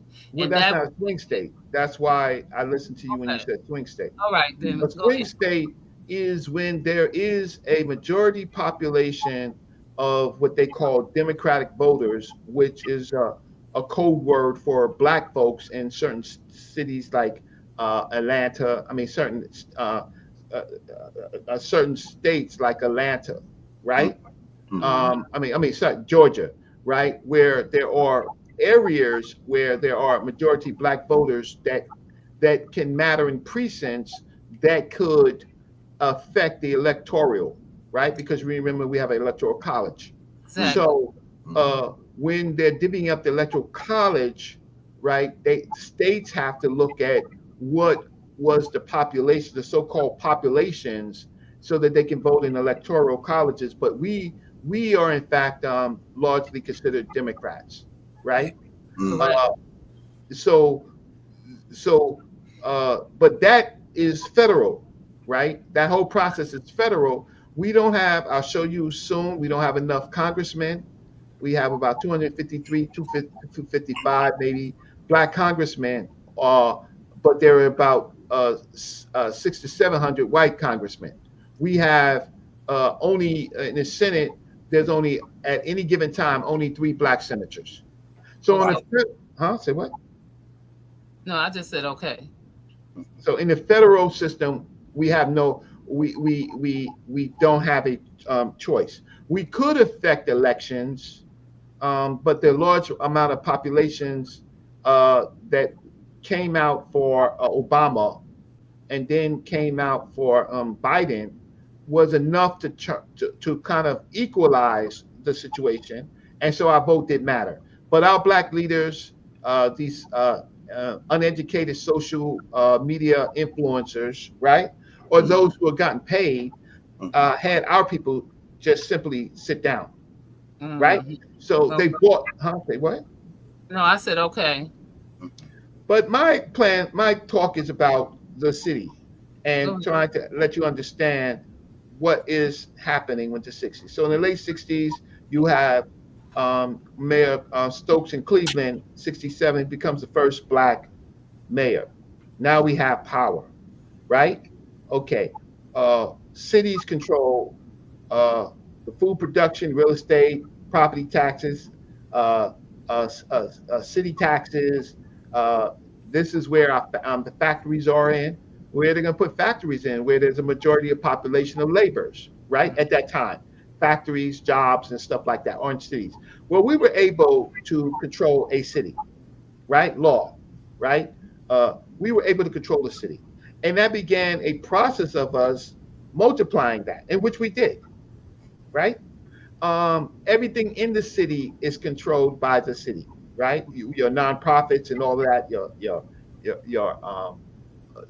nonprofit corporations, your churches, all of that stuff is within the city. The city is the lifeblood, right? Mhm. Also in the city, uh, in certain cities where there's majority of black population, like for example in Detroit. So Detroit has had at the time an enormous car industry, right, where black folks was working. We was doing it in Yeah. Detroit, right? Yeah. We was doing it, and then we had, and then Detroit became the home of Motown. Remember Motown? Oh yeah. Hmm. Well, our entertainment is one of our natural products. We Yeah. have a natural product that oozes from our mouths, from our limbs, right? From Yeah. our minds, right? That America feeds on, right? I, So the creation of these record companies like Motown outsold the Europeans, right? What we couldn't do, what we didn't understand, is that when these record labels, right, we didn't understand that they were coming into our cities to suck our natural resources dry. So they did that with uh, music, entertainment, mhm. um, acting, and they did that with sports. Prior Yeah. to that, we had Negro leagues because they wouldn't let us in their leagues, right? Yeah. But then they turned around and they saw us flourishing in our Negro leagues, in our baseball and our football leagues, right? Mhm. That we were packing stadiums just with black folks, Yeah. right? um, they took a look at that, they reduplicated it, and we didn't understand that these corporations are multi-state corporations, and they come in and they swoop up talent, right? Yeah. Mhm. But our cities could have controlled that because cities control horizontal and vertical, the horizontal and vertical structures of money. Mhm. Okay, so um, we the reason why I'm talking about it is because we have to use this plan, right? Uh, the Black City Plan in Economics, Politics, and Culture. The plan comes from studying Malcolm X, like I said, studying Amos Wilson, right? Studying Dr. Claude Anderson. I have their books right here, right? Mhm. Anybody that wants to ever debate me on any of Claude Anderson's or Powernomics, you're free to do that, right? Uh, Mhm. yeah. Um, Again, I talk about here the federal government, which I already summarized. We don't have enough. Um, we don't have this one. This 46 is black. This should be 246, right? Roughly 246. We don't have enough congressmen, though we have 246 that are black, right? Mhm. But Mhm. we're gonna always be outvoted if we vote black, right? Of the 100 U.S. senator seats, 3 or 4 of them at any time are black. We can never win anything going to getting a bill, a federal bill. A federal bill requires Congress, a vote of Congress, it goes to the Senate, and then it goes to the president to approve a veto to make Mhm. it to make it into law, Yeah. right? We Mhm. don't have the numbers. We don't have the numbers, so this game is not our game. Yeah. We have right now. What governor do we have that's black? Give me a black governor. Um. What about Maryland? Is that one brother still the governor of Maryland? Will you tell me? I'm thinking he is. We do have one. Well. Well, before that, we had Wilder, right, in Virginia. Oh Virginia, yeah. Wow, that's right. I remember that. Mm. Virginia was the first, but he was in a white state. That's Mhm. Virginia. That's where I'm from, right? Uh-huh. And so uh, how can I say he had no real power, but he Yeah, did in fact have power, he did. right? Okay. In New York, we had who I talked about, David Patterson, right? Who's um, I haven't seen him in a while. They got him out of office for something stupid like taking his sons to the Yankee game, and they Mm. said that he was stealing. But yet you have a president of the United States currently right now that's broken every law can ever can ever be. But that's the problem. We play by the rules. They don't play by the rules, Yeah. right? So Yeah. the state game is out. But the Yeah. city game, let's look at the city game. Okay. Here's the top 10 cities with the highest percentage of Black and African American people. Detroit, Michigan, 713,000 Black folks. Jackson, Mississippi, 173. Miami Gardens, Florida, right? 107. Birmingham, Alabama. These are cities now, right? 212. Baltimore, Maryland, which you was talking about, 620,000 for that little area in Baltimore. Memphis, Tennessee, 646,000 black folks. New Orleans, 343. Flint, Michigan, 102,000. Alabama, right? Montgomery, 205,000. Savannah, Georgia, 136,000. Within these groups of cities, this is where you have majority black populations, and this is where you will find mayors. Yeah. Right. This is where you would find mayors. I talked about the Senate. We can move on. Understanding how government is run. Town halls are very important. Normally, what happens is when something happens in your city, for example, Right. you go to the city hall, right? You go to city hall, whether it's criminal, civil, whatever the case. You go to city hall, right? The problem with going to city hall is that that the city halls are not where the people are.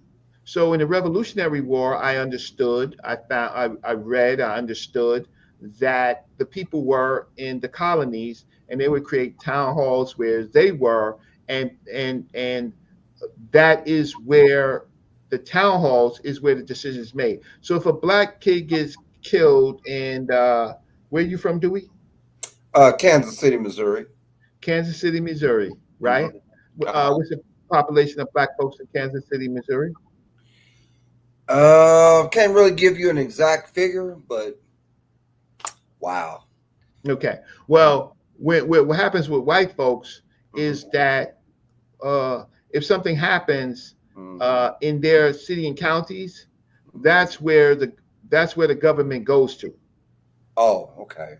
What happens to us is that we usually go to not the town hall, right, where the people are. We go to the infrastructure, right, which were the old infrastructures where white folks is. So even if black people inherit cities, where they are is usually the center, where the city hall is usually where the white folks are. Yeah. Like in New York City, right? Everything is in Manhattan. Yeah. Right. Yep. So instead of if a child is killed in Bronx, Brooklyn, Queens, Staten Island, right? We have to go to City Hall to listen to the mayor talk about what's happening instead of fixing our local politics so that they go to these boroughs or these go to the counties, right? Yeah. So the concept of town hall is old, but it was necessary for American democracy, right? But there's no emphasis on it because that's where the power is. Yeah. Because in my picture here, right? This is a majority black city somewhere. Yeah. This is and a child gets killed, right? There's some people selling drugs or whatever the case. Well, the people in the front, well, they're the city officials. They come in front of these people. But these people now are usually forced to go to the old centers of power, right? Where the other people are. Do you understand that? Yes. Yeah. So town halls are necessary to force the elected officials to come into the black neighborhoods to address the black people who are the majority. Exactly. So it's an old and necessary paradigm, right? And I'm not going to go through this history, but this is the history of white Americans in the town hall, right? But because town halls are so important, it has to be erased, even if it was successful for white folks. Of course, look, every time they want to hang a Negro in the Old West, right? Or where does it happen? It happens in the town, right? Yeah. Right. And then they come in, they create a lynch mob, right? Right. Is the state there? No. Right? No. Is the city there? Uh, it's in the city, but Yeah. it's in a particular Watch. quarter. But the mob or the citizens, right? And that's the town. So they usually have a town hall meeting. They get together, they get all riled up, and then they say, "Hang the nigga." Right, they there to watch. Yeah, yeah. So they Unfortunately. march out of their town hall meeting, right? Mm-hmm. And tell the sheriff, step aside, sheriff. Open up the jail, sheriff. Open up the jail and hang the black family, right? That's the power of the town hall. It's an old and necessary tool. Okay, so let's move on here. Sorry, there you go. Okay, so now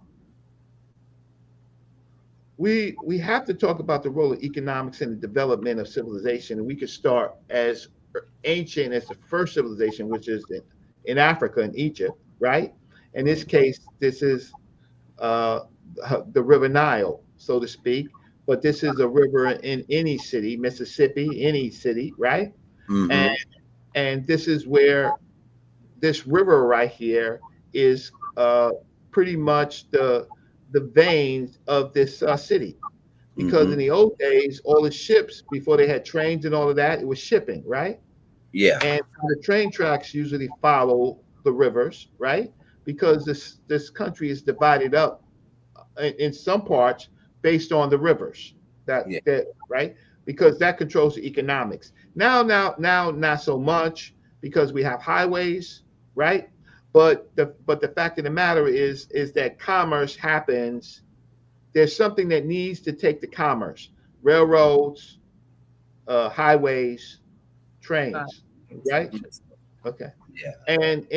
And what happened in a lot of black cities is that they ran a damn new highway right through the black town, right? Yeah. But Mm-hmm. that's when we didn't have power. Now we have power, Yeah. right? So this is just talking about the city and its ancient roots. It's not in Greece and it's not Rome. It's actually in the Nile Valley where they had the first nomes or sabbats, which were kind of states, small states that create that in ancient Egypt that was unified thousands of years before there was a Greek city state. All right. Now, this is the important thing. Let me explain what a city is. So Jane Jacobs wrote this book. She's not black. She's an economist, very Mm-hmm. famous one, right? She's arguably the leading urbanist of the 20th century. And she made this argument most vociferously. In cities, and the wealth of nations and the economy of cities, right? That's her book.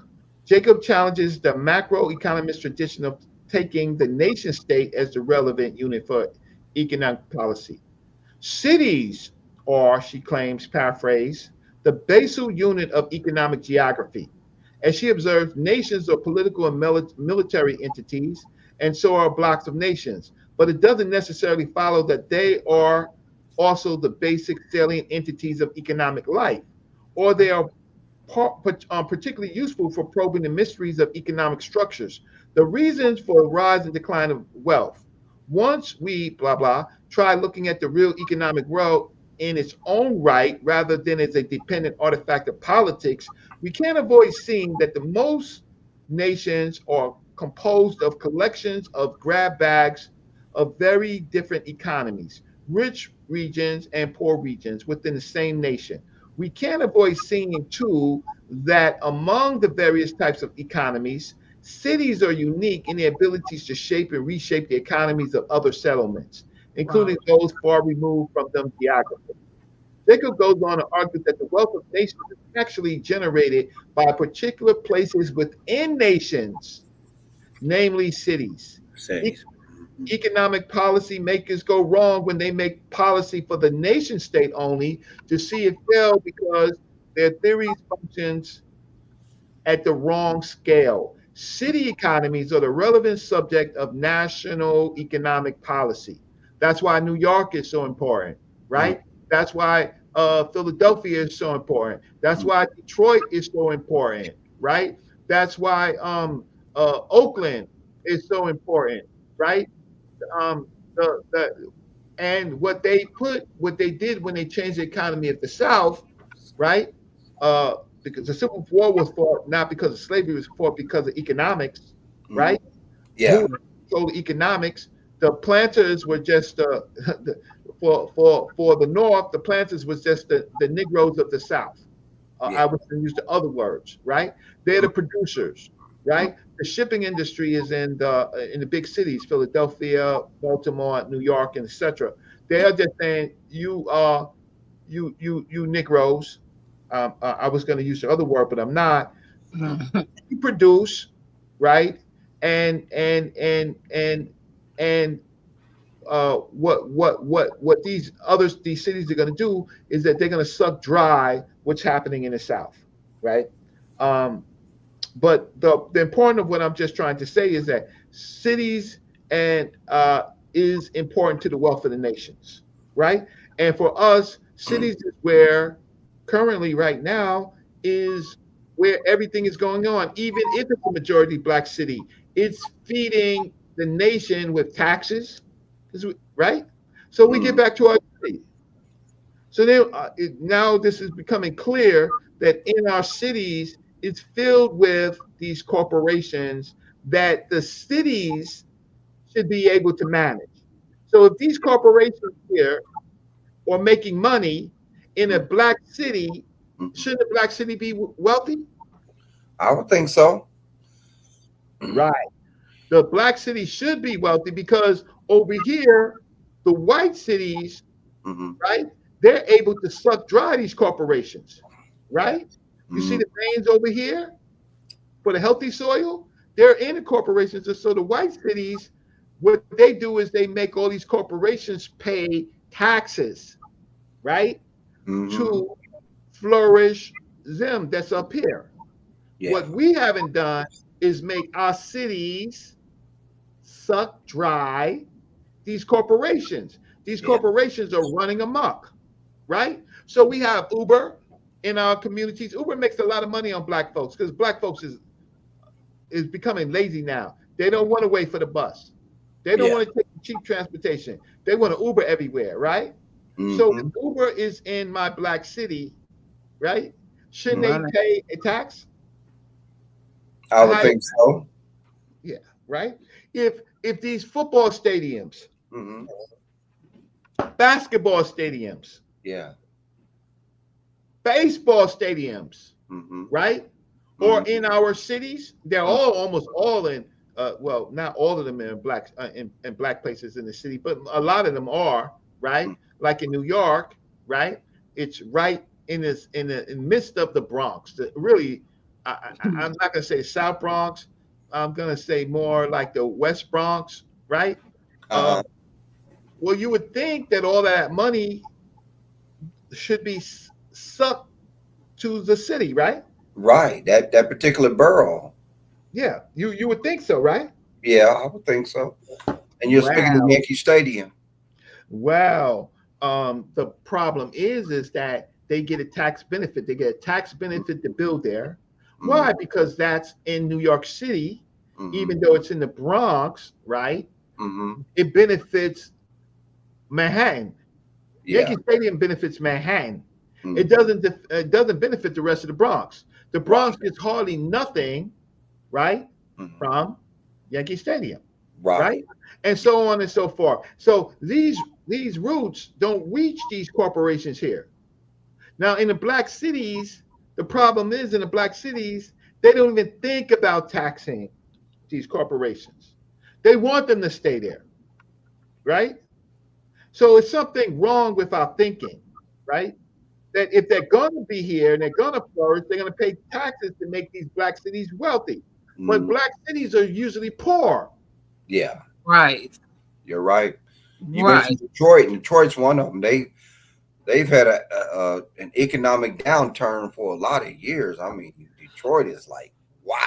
It's like exactly. But that's because that's the good get back. They're going to take it all back, right?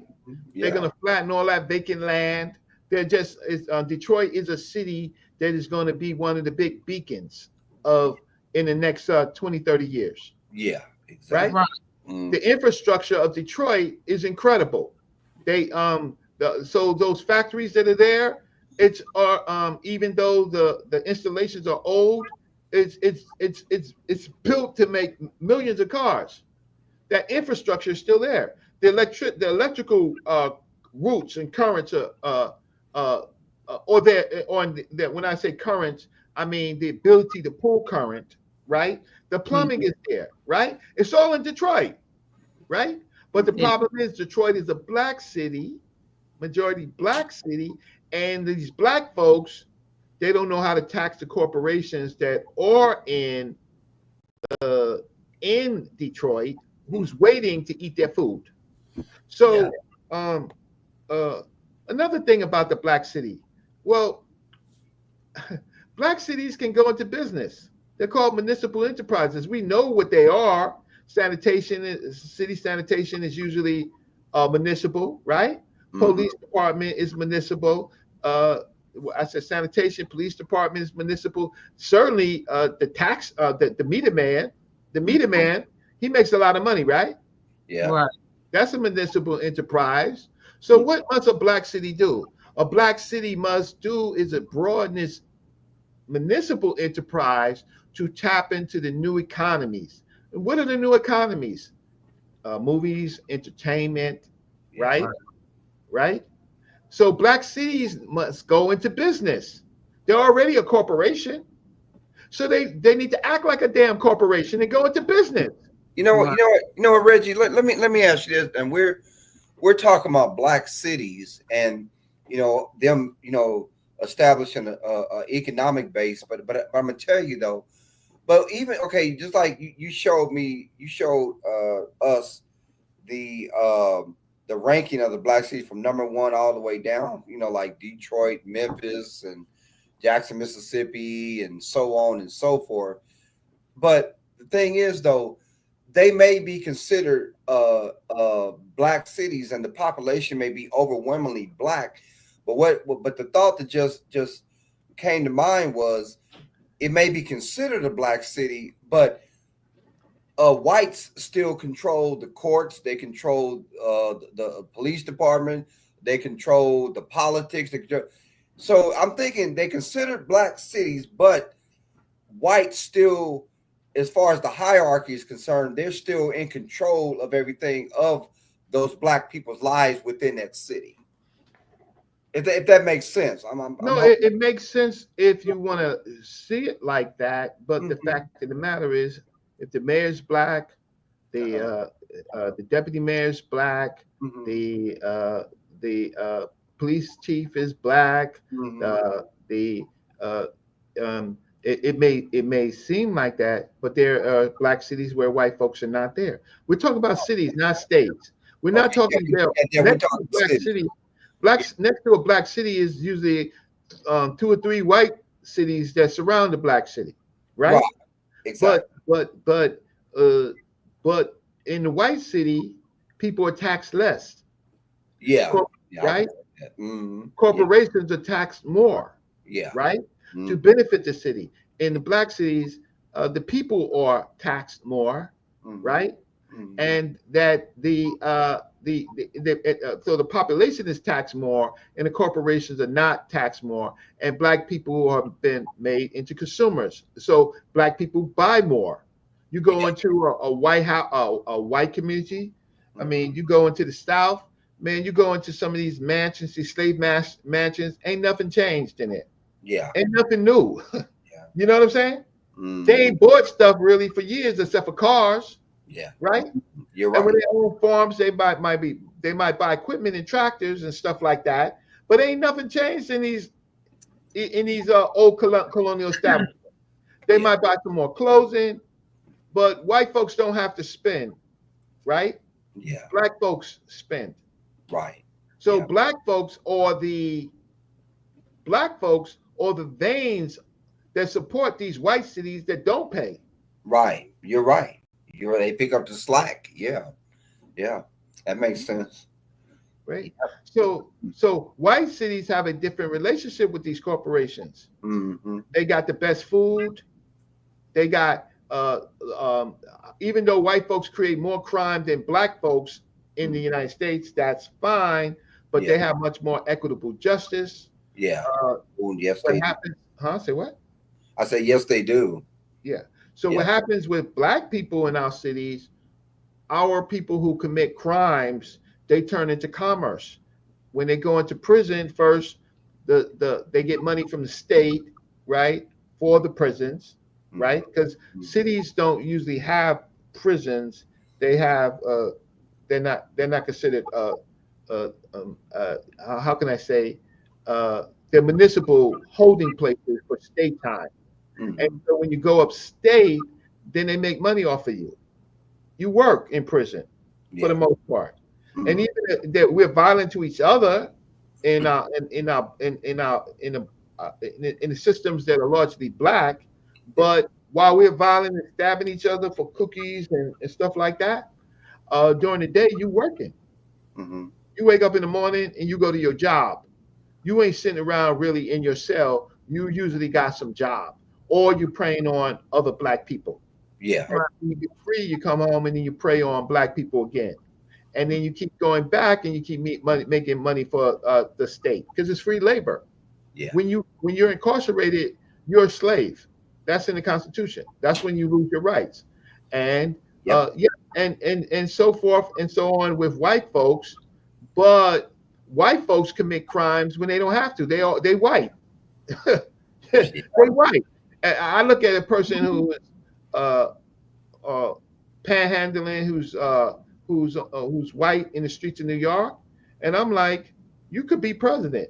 You could be. You had every shot to be ahead of a CEO and corporation. You had how can I say? You had a leg up.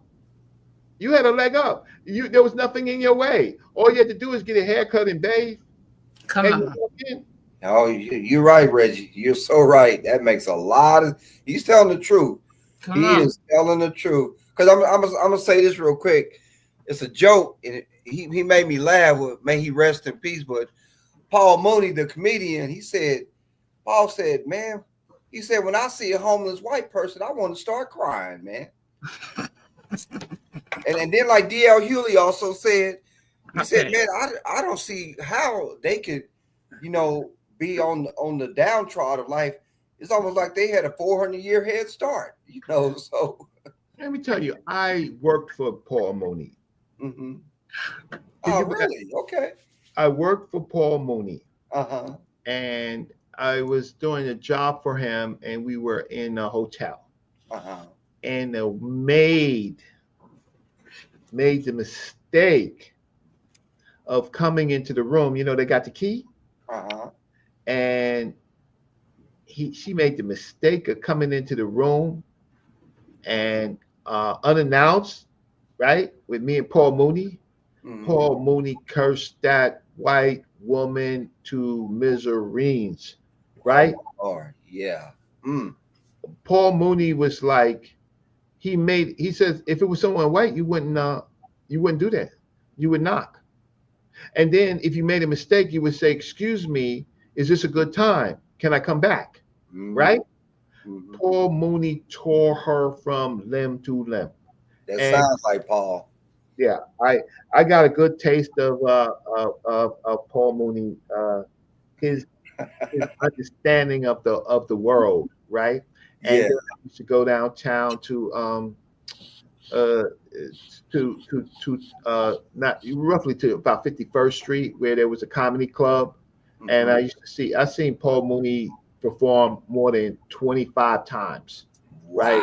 Because I was working for him. I'm a guest of Paul Mooney, and I was working with a model, Stacy Upchurch, Stacy Jones, Stacy J. Stacy J was the second black woman on the Apprentice show. Right? Oh, okay. She was the one with the crazy yellow hair, right? Yeah. But she was a top model prior to that, and she also has an MBA. Mm-hmm. And she got selected because she went to Wharton School, Mm-hmm. and she so it's so funny when I built her a website. I built her a website when people weren't building her websites, and she showed my website to Donald Trump, who didn't have a website at that time, right? Mm-hmm. He was into just real estate, but he didn't really have. So so I like I've said, I've and Donald Trump, well, I've seen him many times on the streets in New York, before president and as president, right? That's just being a person who's aware, right? And being at particular places. Yes, but Paul Mooney, I worked for. So I know Paul Mooney is evil, right? When it comes Yeah. to Yeah. evil, Paul was something else, boy. evil, right? I Yeah. mean, he called me a weak dude, right? I mean, I barely listen, I am who I am, but according to Paul, Paul was a super black man. Yeah, Paul he was a super was. black man, right? He was. So this is what happens to us. There is something called the black tax. So Sean D. Rochester wrote an incredible book called The Black Tax. And the black tax is the cost of being black in America, but really being cost of black being in the cities. Because what I have said is that every piece of us, right, Yeah. is carved up. There's a black tax in real estate. There's a black tax in the automotive market. We pay more. There's a black tax in auto insurance market. We pay more. There's a black tax in online commerce. We pay more. There's a black tax in job search.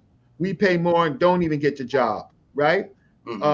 There's a meaning we pay the fees and we do all the stuff, right? Invest the time and we still don't get the. There's a black tax. There's a black, and then we got to pay for services to give us an edge. There's a black tax in business financing. There's a black tax. The black tax is pervasive. Thanks, Sean D. Rochester, right? Then they talk about the historic black tax, which I'm talking about history. How we get here, right? The black tax from 1619 to 1990, from slavery to so-called emancipation.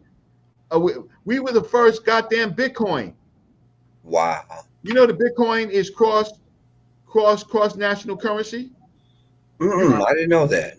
You're supposed to be able to spend a Bitcoin in any country of the world. Is that true? Is it? I don't know. I've heard. I don't know. You don't know anything about cryptocurrency? Not really. I'll be honest with you. I don't. I've cryptocurrency? heard of it, but I really don't know the inner workings of it, or how it really does work. Well, a Bitcoin is almost recognized in every country. Really? The American dollar is recognized, but it has to be exchanged. Right. A Bitcoin don't got to be exchanged. It can be exchanged in the currency of the place where you are. Okay. Right? The dollar bill has to, the first thing you got to do is you got to look at the Forex exchange to see what is the dollar value versus the current currency that you're have you ever been to a currency place and they tell you, well, your currency is down, come back up, maybe come back tomorrow, it might be up a few cents, right? They send you home. You're like, oh, I want to translate into pesos, or I want to translate into euros, or I want a great pound, great British pound, and they might say, nah, the dollar's low now. Come back tomorrow, dollar might be high because it swings, right? Well, the Bitcoin has its own market, and sometimes it's much more stable. So when the Bitcoin it's not stable all the time, but when a Bitcoin is $80,000, if you got one Bitcoin, it's worth $80,000. Now, I was around when Bitcoin was $1. Now it's $100,000, close to $100,000. I didn't buy Bitcoin when it was $1 and I was in computer science. There was no reason why I shouldn't, because normally I do stuff like that, but I didn't buy it. I bought Bitcoin, a little Bitcoin, only from a tip. I got a tip one time. As a matter of fact, you can put up my Cash App, right? Because I'm working for tips now.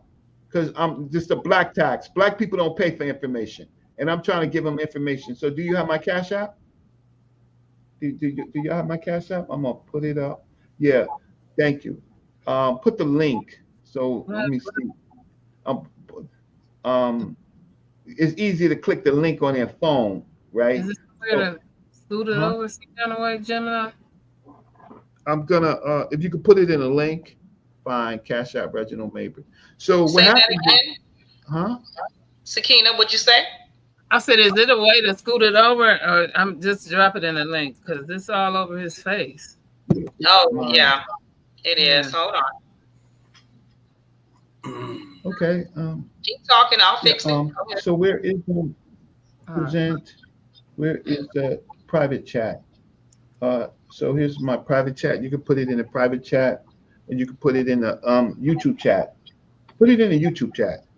Gotcha. Listen, I am working for you for $5 tips, right? Mhm. I'm working for you for $5 tips. So if you're watching this show, please buy me lunch. I would appreciate it, Mhm. right? Maybe I might even get a dinner out of it, right? I'm not. This is not paying my bills.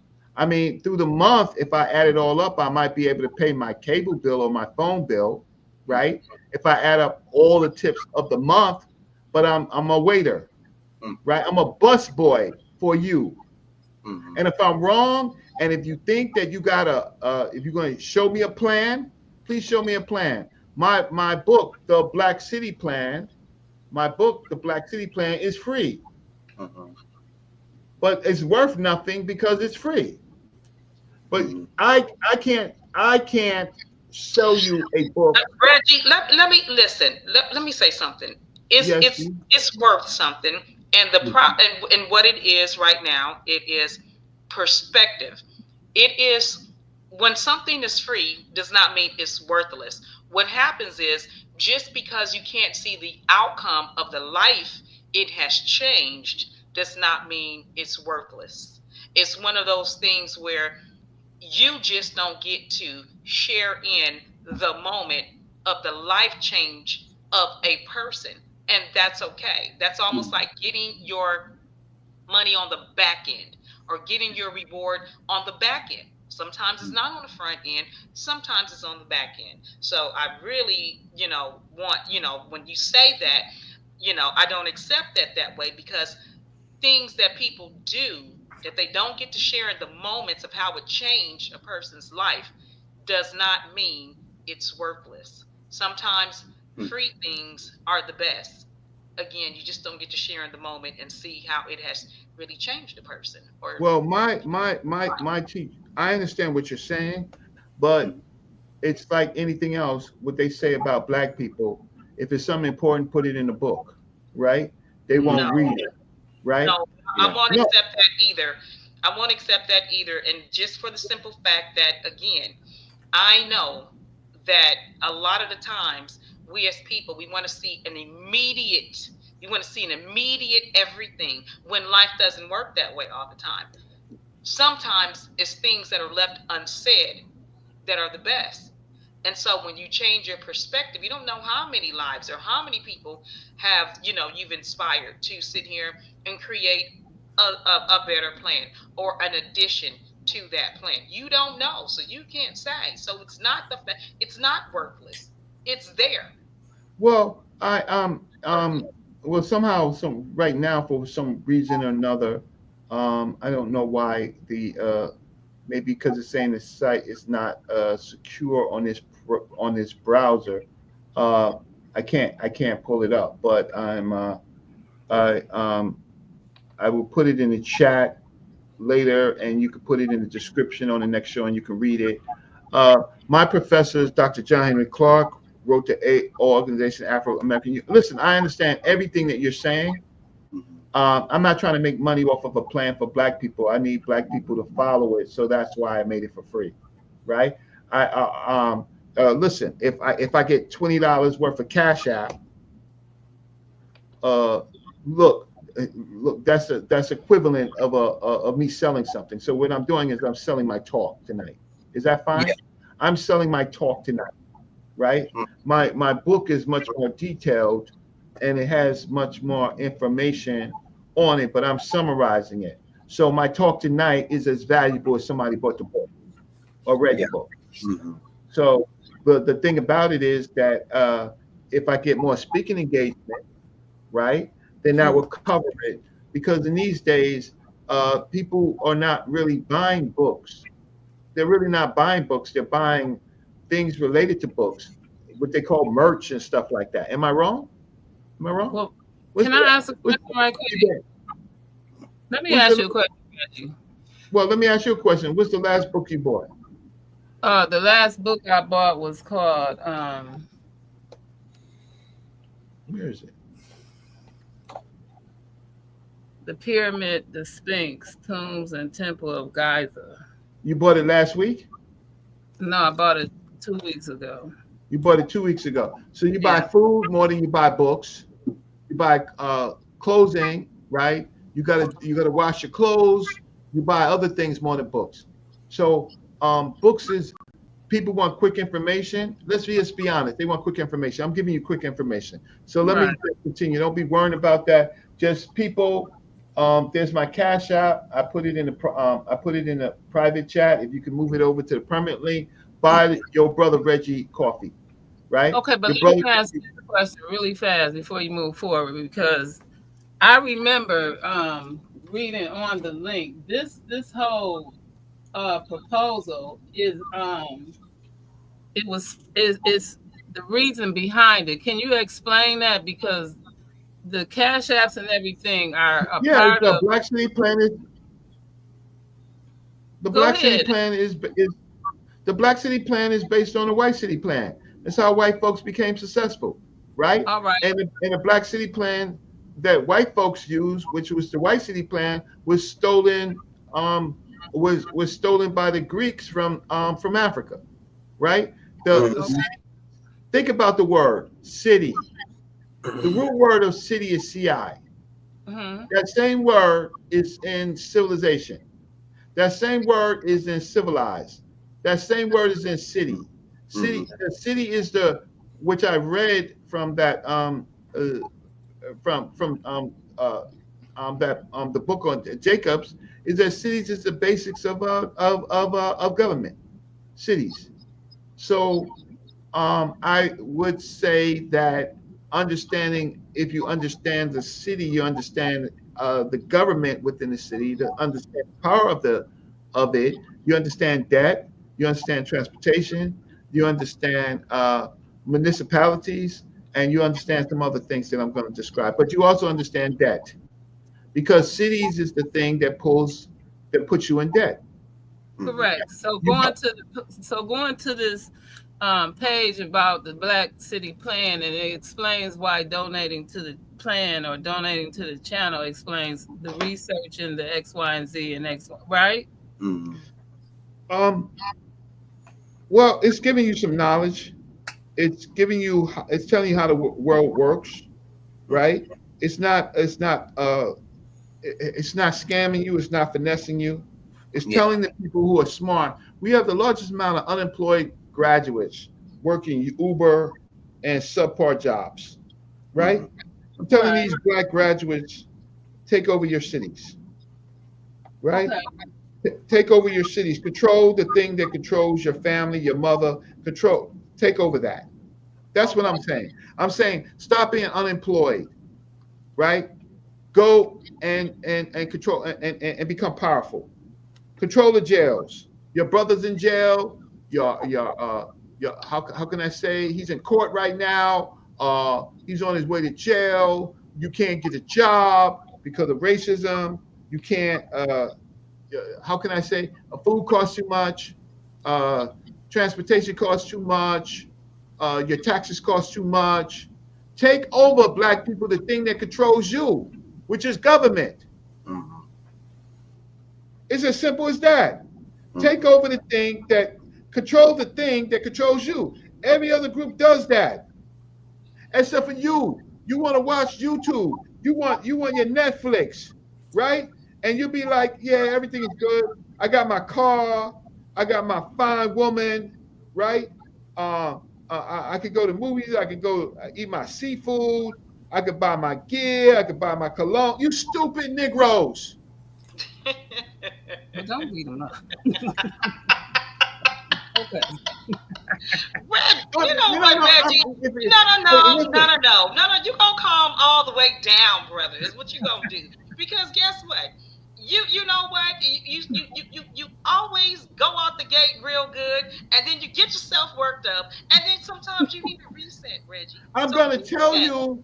I'm going to tell you, when you see black leaders like King and Malcolm get cut down right in front of their families, and you don't think that they can happen to you, you see black children dying by other black people, by white folks, right, by police officers, and you watch a damn Netflix. You want to watch Power, but you don't want to do Power. Right. Yeah, So if it's out the gate, it's the difference between that is that the people who train me, well, Gemini, I know the people that trained you. So you just trying to calm me down. But I'm telling you, why we are where we are is because we don't get it. Yeah. Come on. So Okay, Reggie. Don't get it, and Okay. that's the truth. And we need to wake up for real. Okay, Reggie. Yes, sir. So I can send you some on Cash Now with $ Reginald Mabry, right? It'll come up. But you're my guest on the show. It's for the other people. You're helping me. You're helping validate or invalidate what I say. So I need you, Dewey. You working for me. Okay. You working for me, Dewey. Right? Okay. Because if I'm selling you snow, you're gonna tell me I'm selling you snow. Is that right? Yeah. That's why you on the show. Right. So Sakina already paid for you. So you ain't got to send me nothing. But the rest of the people, you consumers, I'm done. you consumers, Reggie, you know what? I swear. So done. What is going on? What is going on? Y'all can sit here and Gemini bust out. I can't sit here and take this for much longer. Because it's rage. It's rage because the only reason why I was able to work for Dr. Jeffries for 30 years as an aide, right, is because I was competent. The only reason why I was able to work for the Schomburg Center for Research in Black Culture and be the board of editorial is because I was competent, right? The reason why I was able to get an engineering degree and an award in Black Studies is because I'm competent. The only reason why I got congressional citation is because I'm competent, right? And I go on these YouTube streets and I talk to people who are not competent. It's okay. It's okay because you know what? And I understand your passion, and I understand why you get upset, because it upsets me too when everyday people are really losing their jobs, getting cut, don't know what's getting ready to happen. The stability is being pulled right from up under them, and again, and it's happening in mass. Like this is happening so quickly, so fast.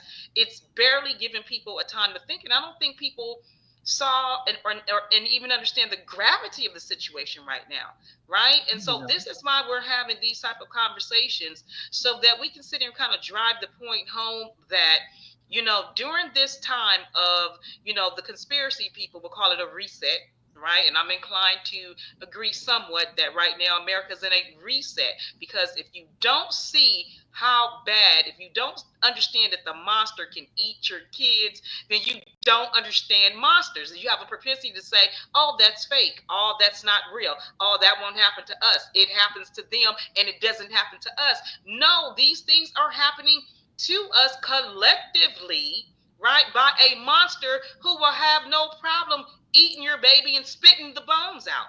And so when you don't understand the gravity of who or what you're dealing with, it minimizes everything else. Okay, so I have a right to be mad. Right? I have a right to absolutely be. I have a right to be mad when our kids are dying on these black streets. Yeah, our kids are dying on these black streets by black people, right? By young black people and older black people who want to believe in flat Earth, who want to believe in everything else except for the empowerment of black people, who don't love black people. So I'm gonna. I don't care. Listen, nobody's giving me a YouTube. Nobody's giving me any money anyway, right? I'm looking at my Cash App. I got nothing, zero, zilch, nothing, right? So what I'm saying is, yeah, you can buy me lunch. I appreciate you buying me lunch, but I'm gonna tell you the damn truth. I'm gonna tell you the truth. Our kids are dying out in these streets. Our parents are dying out in these streets, and we on our way. We on our way to the next restaurant, the next haircut, the next car dealership. We wanna be those black people that want to say, I'm not gonna vote for Kamala because she says she's black, right? And she ain't black like me, but some other place. But but but but but but I'm watching TV, and and I'm watching white folks all day, and they don't have Yeah, these but you know problems. what? But you know where it's going to hit because again, you can't underestimate where you impact people at. You just can't. But where it's going to be the most impactful that where we'll have to revisit these conversations again and again is when it starts to hit the things that people love the most. People right now are in denial, right? We've had these kinds of conversations So how do you wake them before. up? What does a parent do? I'm Right? No, 59 but years listen, old. listen, listen. Here's the whole thought. Listen. So we've had these conversations before, right? We're not African. We're not these people. We're those people. We're everything except who we are, and we do not accept what we see when we look in the mirror every single day.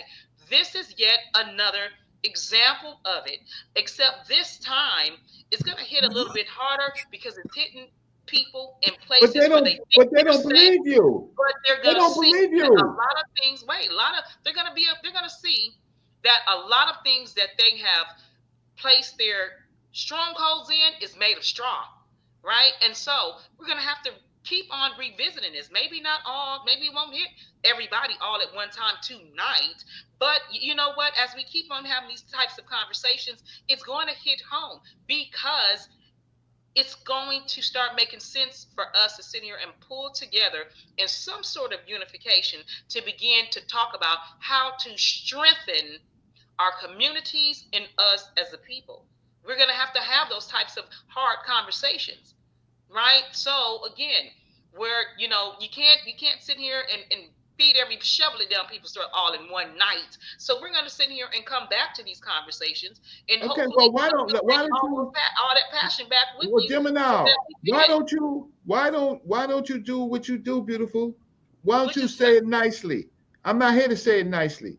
So why don't on another show? I hope it's impacting your thoughts, and you come in and you get yourself all pretty and No, stuff, and you and because no, Sakina-Ra. because that would be me letting you tell me what to do, and nobody tells Gemini what to do with Gemini.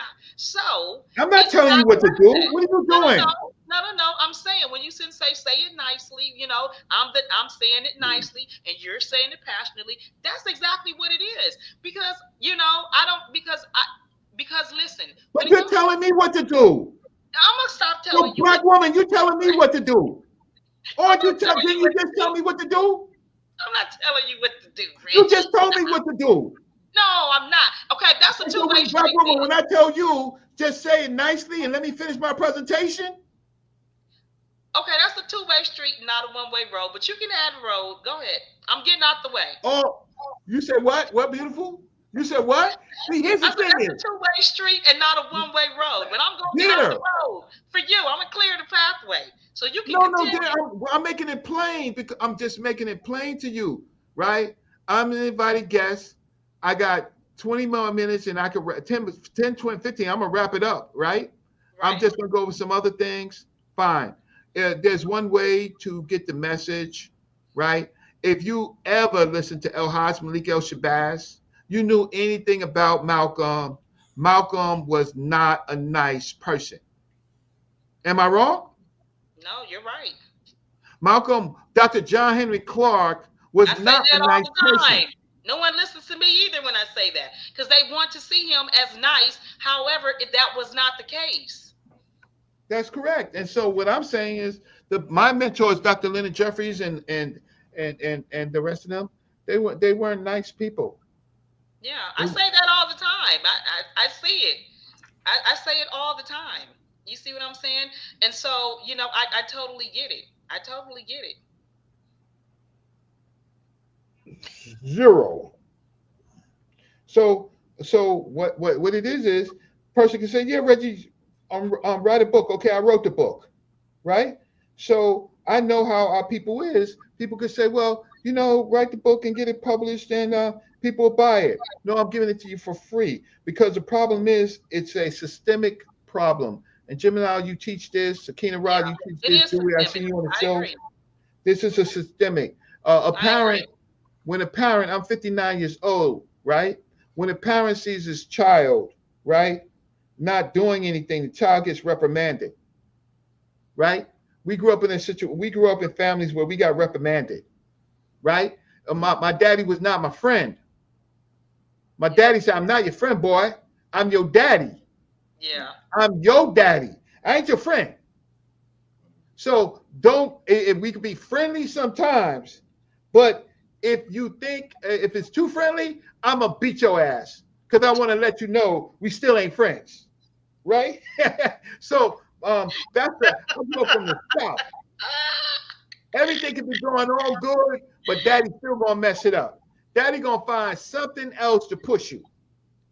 Oh, you got a job? That's good. Fine. Okay.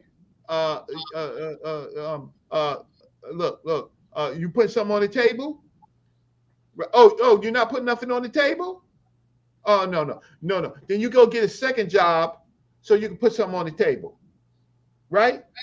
Our parents would not allow all of these YouTuber kids out here, right? Ain't doing nothing. So you want me to talk nice to them because the same kids that I'm talking nice to is the same kids that's gonna go out there and kill other black kids. Yeah. Now Yeah. I was in McDonald's the other day. I go into McDonald's, I see a young black dude steal a girl's phone. So the girl's panicking, where's her phone? So I walk out uh, McDonald's to where they were on the benches. And I told the girl, he got your phone. Go get your phone. And so I go back into McDonald's. I finish my meal. And when I finish outside, they outside. And they told me, oh, nigga, you should mind your business. What? Yeah, this is New York. This is the Bronx. Oh, nigga, mind your business. And I said, I said, I mean, maybe you start. And now I'm trying to be nice to them. I'm trying to be nice to them. And I'm just trying to say, maybe you shouldn't steal other black people's property. Personal Nigga, belongings. Yeah. nigga, that ain't your business. Okay. All right. So check this out. Why don't I make it my business? Right. So Right. then they say so they say bet. I said okay. So let's go around the corner. So it's five of them. So so now they pull out their little knives. Now I'm thinking this. Um, I'm gonna murder at least one of them, right? But I don't want to because I know that parents is not gonna understand what happened, right? Right. The Yeah. parent is not gonna understand, and they're gonna say, well, why my son? Why couldn't it be somebody else's son? But you Yeah. raised the damn son. You raised the little dude. And so the guard came out of McDonald's and grabbed the little dude, and and he got his little knife out, and she grabs him, and he's like, I'm gonna kill him. I'm gonna kill him. Let me go. I'm gonna kill him. Oh, you gonna kill me? I told the guard, let him go. I said, let him go. You gonna kill me now? Right? Now, there was cameras, there was no sound, but this little dude is telling me he gonna kill me. Some little high school student. He gonna kill me, right? So I'm like, no, let him go now. No, I heard enough. Let him go. He got the knife. Let him go, because I'm gonna kill him. Now I'm thinking it. Now the good side of me is thinking, oh well, it's gonna be terrible for the family, and Reg, you might get cut. Oh, Reg's just gonna get cut. That's all that's gonna happen to me, right? So so now I'm dealing with another black child. I'm in the urban community. It's just black people. So white people, they don't have this problem, but black people got this problem because black people don't want to interfere in other black people's business. So they would let the girl get her phone stolen. They wouldn't say nothing. They wouldn't try to get her property back. And she's a young girl, and these dudes are stealing her phone. Right? Yeah. So But what type of comparison that is that though? When you say that white people don't have these problems and black people do, that's a That's a weird type of comparison because we're not white. We don't know what types of problems white people have. So Okay, well, let we're me not speaking for explain. them. We're Well, speaking let me for explain. us. Well, I can explain that Yeah. because white folks organized themselves on them slave ships to bring us here. I know, I White know, folks I know, I convinced. know those group of people did. I cannot say much for all for people that they gave birth to or people around them or people, I can't speak for them. I'm not them. I have no idea what they did, and I cannot give them all that credit. I can only give the credit to the people who actually did it. But to give their race any type of credit for being like the people who did that, no. That's a lie. No, no I would way. hate to. I want to say this, and I can call Sabrina down here for this one. That's my daughter, y'all. So this one year, y'all know I go to Milwaukee for the holiday. So Sabrina took me to the doctor, and she left her wallet because she went with me. I had my carpal tunnel surgery, so she she left her wallet. Um, Either she dropped it in the doctor's office or she dropped it. She thought she lost it in either in the doctor's office or she thought she lost it in the uh, in the hallway or something. Long story short, it was during the holiday. So I had left and went to Milwaukee. And so when Monday came, because it was on a Thursday, and they were closed for that Friday because Christmas must have fell on that weekend or something. So we couldn't call till that Monday. So long story short, she dropped her wallet outside, and one of the van drivers had found it, and they took it and gave it to the receptionist inside the doctor's office. And they didn't steal not a credit card. They didn't steal the money that was in it. She had like 400 some odd dollars in it. They didn't steal nothing. And and her wallet was over the whole weekend, and she was scared. And you know where we are, and so that is just saying. And y'all know it's predominantly white here, and so with them not stealing not nothing, and she has lost her cell phone, and she has went back and found it in the somebody either put it in the mailbox, or even if Cece lost her phone, she could go back to Walmart and they turned it in and lost and found it. So I can kind of almost attest to what Reggie's saying, but not quite. But I can almost kind of I say can't attest what to he's none of saying. it because Because I've had my things it's some stolen. murder. Wait a minute, let me close. Let me close. Because there's some murders that happen here that happens like none other that I've ever seen until it recently started happening everywhere else. Because they be butchering people, like cutting them up like never before, and that just started happening everywhere else, like I seen. But yeah, this they got a movie called Fargo, and it goes hard. And so yeah, so no, but Fargo, again, North Dakota. yeah, well, that's where Fargo is, and so it's some stuff. Yeah, so I can almost agree with you, but I can almost not agree. So yeah, and I'll close with that. Well, I want to get back to my presentation Okay, and go finish ahead. it because I just think that I know uh, in white cities when they want to open up the door for you, Mm. there's no stops. Everything is all good. You go in for a tea or you meet the Mrs. and everything is all good. Nothing to happen to you, right? I want what white folks got, but I want it through the love of black folks. I want black folks to do what they're supposed to do and stop having damn excuses. So it doesn't Mhm. really matter to me whether or not the people in this chat get it, the people on the panel get it, right? It matters that I said it, and if you want to debate me and you got another plan, you debate me. Should not be worrying about ever what comes out of my mouth because I tell you, uh, the people that I work with, they didn't keep. It was about the information, and it was really never about the message, right? The way the message is given. because they would do it differently. They would be like, please don't send him to my house no more.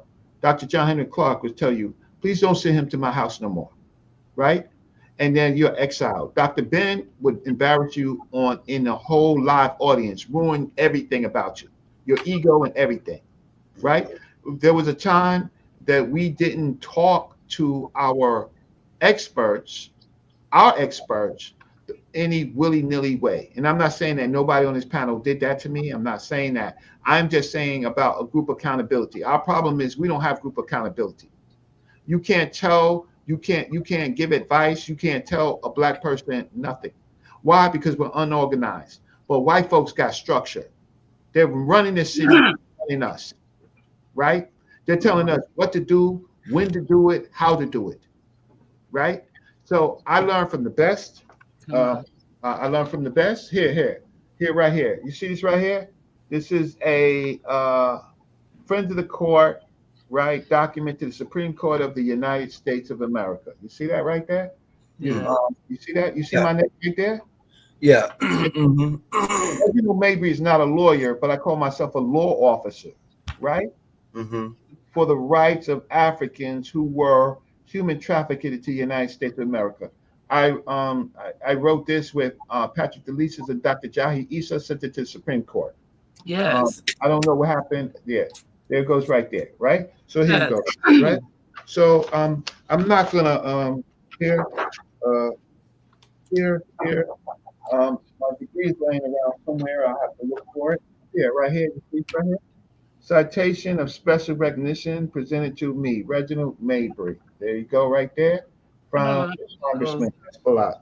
Right here you go. So I'm here, right here. This is the Schomburg Center for Research in Black Culture, the New York Public Library, and here is.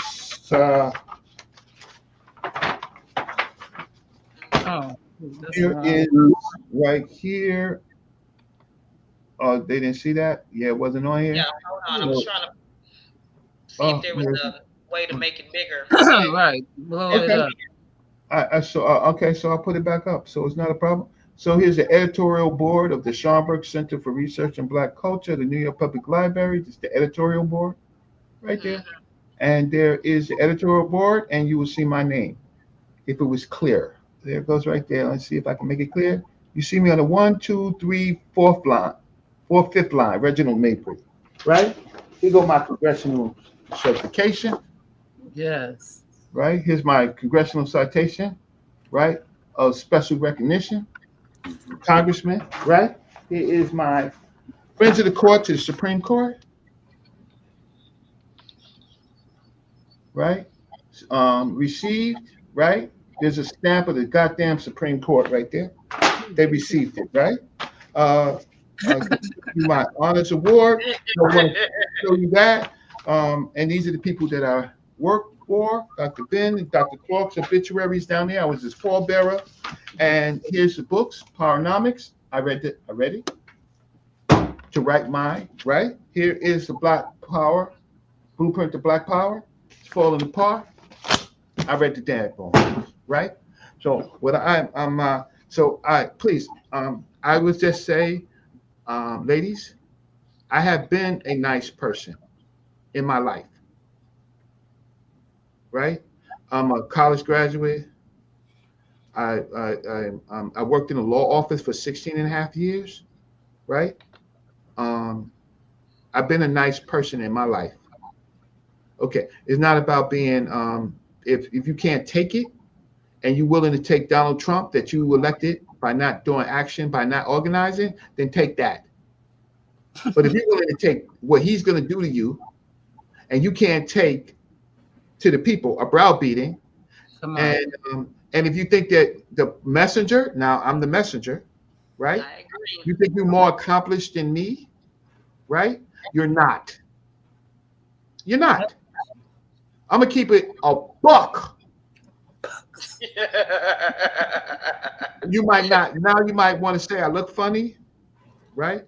You might want to say I look funny, right? You might. But when I clean it up, I look better than most of the men. I'm 59 years old, right? My choice of women have the people that I have been beautiful, right? So not all my choices are women, but most of my choices are women. Few smugglers in there. but so you people who want to look for superficial things, right? Check this out. With all my credentials, right? Let me just get back to what I want to say because I will I will go off, right? Credential your mouth. You You're a will. credential your mouth. Yeah. But So I let do me get want back to to throw my in them 3 articles because them some bad ones. And one of them in a Scheinberg. Come on in by itself. It's so awesome. Come on. I worked at the same place my teachers went, right? Yeah. So Yes. there you go. So here's us. This is us. This is um this is a young man, right? Here's his wife coming in. She got bills. He got bills. He go to kids' bills. All the kids got cell phone bills. They got school bills, school clothing bills. They got hair bills. They got nail bills, right? Here's his son. He got college bills. He go daddy. He go mommy. But this is a group of people who like, well, let's put the bills on the table and let's do the work, right? Certainly our tax bill, right, Gemini, right? That's right. Let- Put that let's on do it. there too. Check. But this is the reality. This is reality. He go, mama, right? Which is really grandmama. Here's a daughter. There ain't no man in the house, and mama is trying to carry all the bills. This is what's really happening to us, right? The majority, right, of single family homes where mama, by any type of situation, husband walks out, husband leaves, husband passes away, right? Husband can't take it, husband in prison. This is where we are, right? Look at mama face. Look at daughter face. She's trying to do everything that she can, and baby's like, wow, right? And so I'm saying to the baby, right? Be a mayor, right? Be an elected official. Yeah. Fix City this council. for grandma. Fix this for mama. Don't go out there gunslinging, right? Gunslinging. Because guess what? You ain't shooting a white man, baby boy. Because when the white man come, you give up. Please, please, officer, don't shoot. Don't shoot. I got a gun, but don't shoot. How many people in prison in New York City, black men, with gun charges and ain't shot at the police, gave up to the police. The guns is for black people, right? So we need to expand our municipal enterprises. If we take over our cities, then and our cities or businesses, then we can hire people to work in our municipalities, right? Uh, uh, in these black cities to create enterprises, right? Another thing is community land trusts, right? The cities should have land trusts. They should be control over land. These black cities should become control over their land, their signage of the land, everything, right? Cooperatives, our foods, right? Here, if you look over here, these are white folks running cooperatives. Um, Cooperatives is where the municipalities help cooperatives connect to farmers to bring in fresh foods. We got to go. Our current administrations in our cities make black folks go to supermarkets Right. where we get the black tax. Instead of black people joining cooperatives, meaning joining a club membership, right? To partner with the city to bring in fresh eggs, fresh produce, and things like that. So we pay less. So they took this model of cooperatives, and we have Costco and BJ's. That's what they are, right? They're in one sense they're corporators, but they flipped it for profit, right? Um, so that's what cities can do, right? Um, in uh, uh, New York City, and a lot of places, we do have fat homeless people. In no place in the world, if there's a homeless situation, the people are skinny, right? Um, but we do have systems and structures that allow people to be fed with healthy food, right? We have the brains. Um, we should in our when we take over these cities, we should create food hubs, right? Meaning expand the city to go into profit, or to go, at least go into business for the citizens. White cities do this. White folks poor in their cities are not like black folks poor. Right. So there's a difference. Um, in our municipalities, when people work for the municipalities, of course, um, the way it is right now in a lot of our black cities and the municipalities, we don't plan well. You might leave with a pension, right? You might leave with a pension. And I say might because those things are changing. Those things are going to be like the daggone dinosaur, right? You might leave. But if you get employee stock ownership in your municipality, then you're an owner, right? So you care about the business being, if not profitable, at least making money. Okay. Um, one of the biggest things that they are ripping black people off on is transportation, right? Uh, Transportation is as old as the first human beings, right? How to cross over a bridge, how to bring food from one place, either by an ox, or by some other animal, or pack it yourself, right? Transportation is essential. We don't make money from our transportation. You got Detroit, you got Flint. They're connected to the largest deep water port, right, in the United States. Their neighbor is Canada. Why are the people in Detroit suffering when their neighbor is Canada?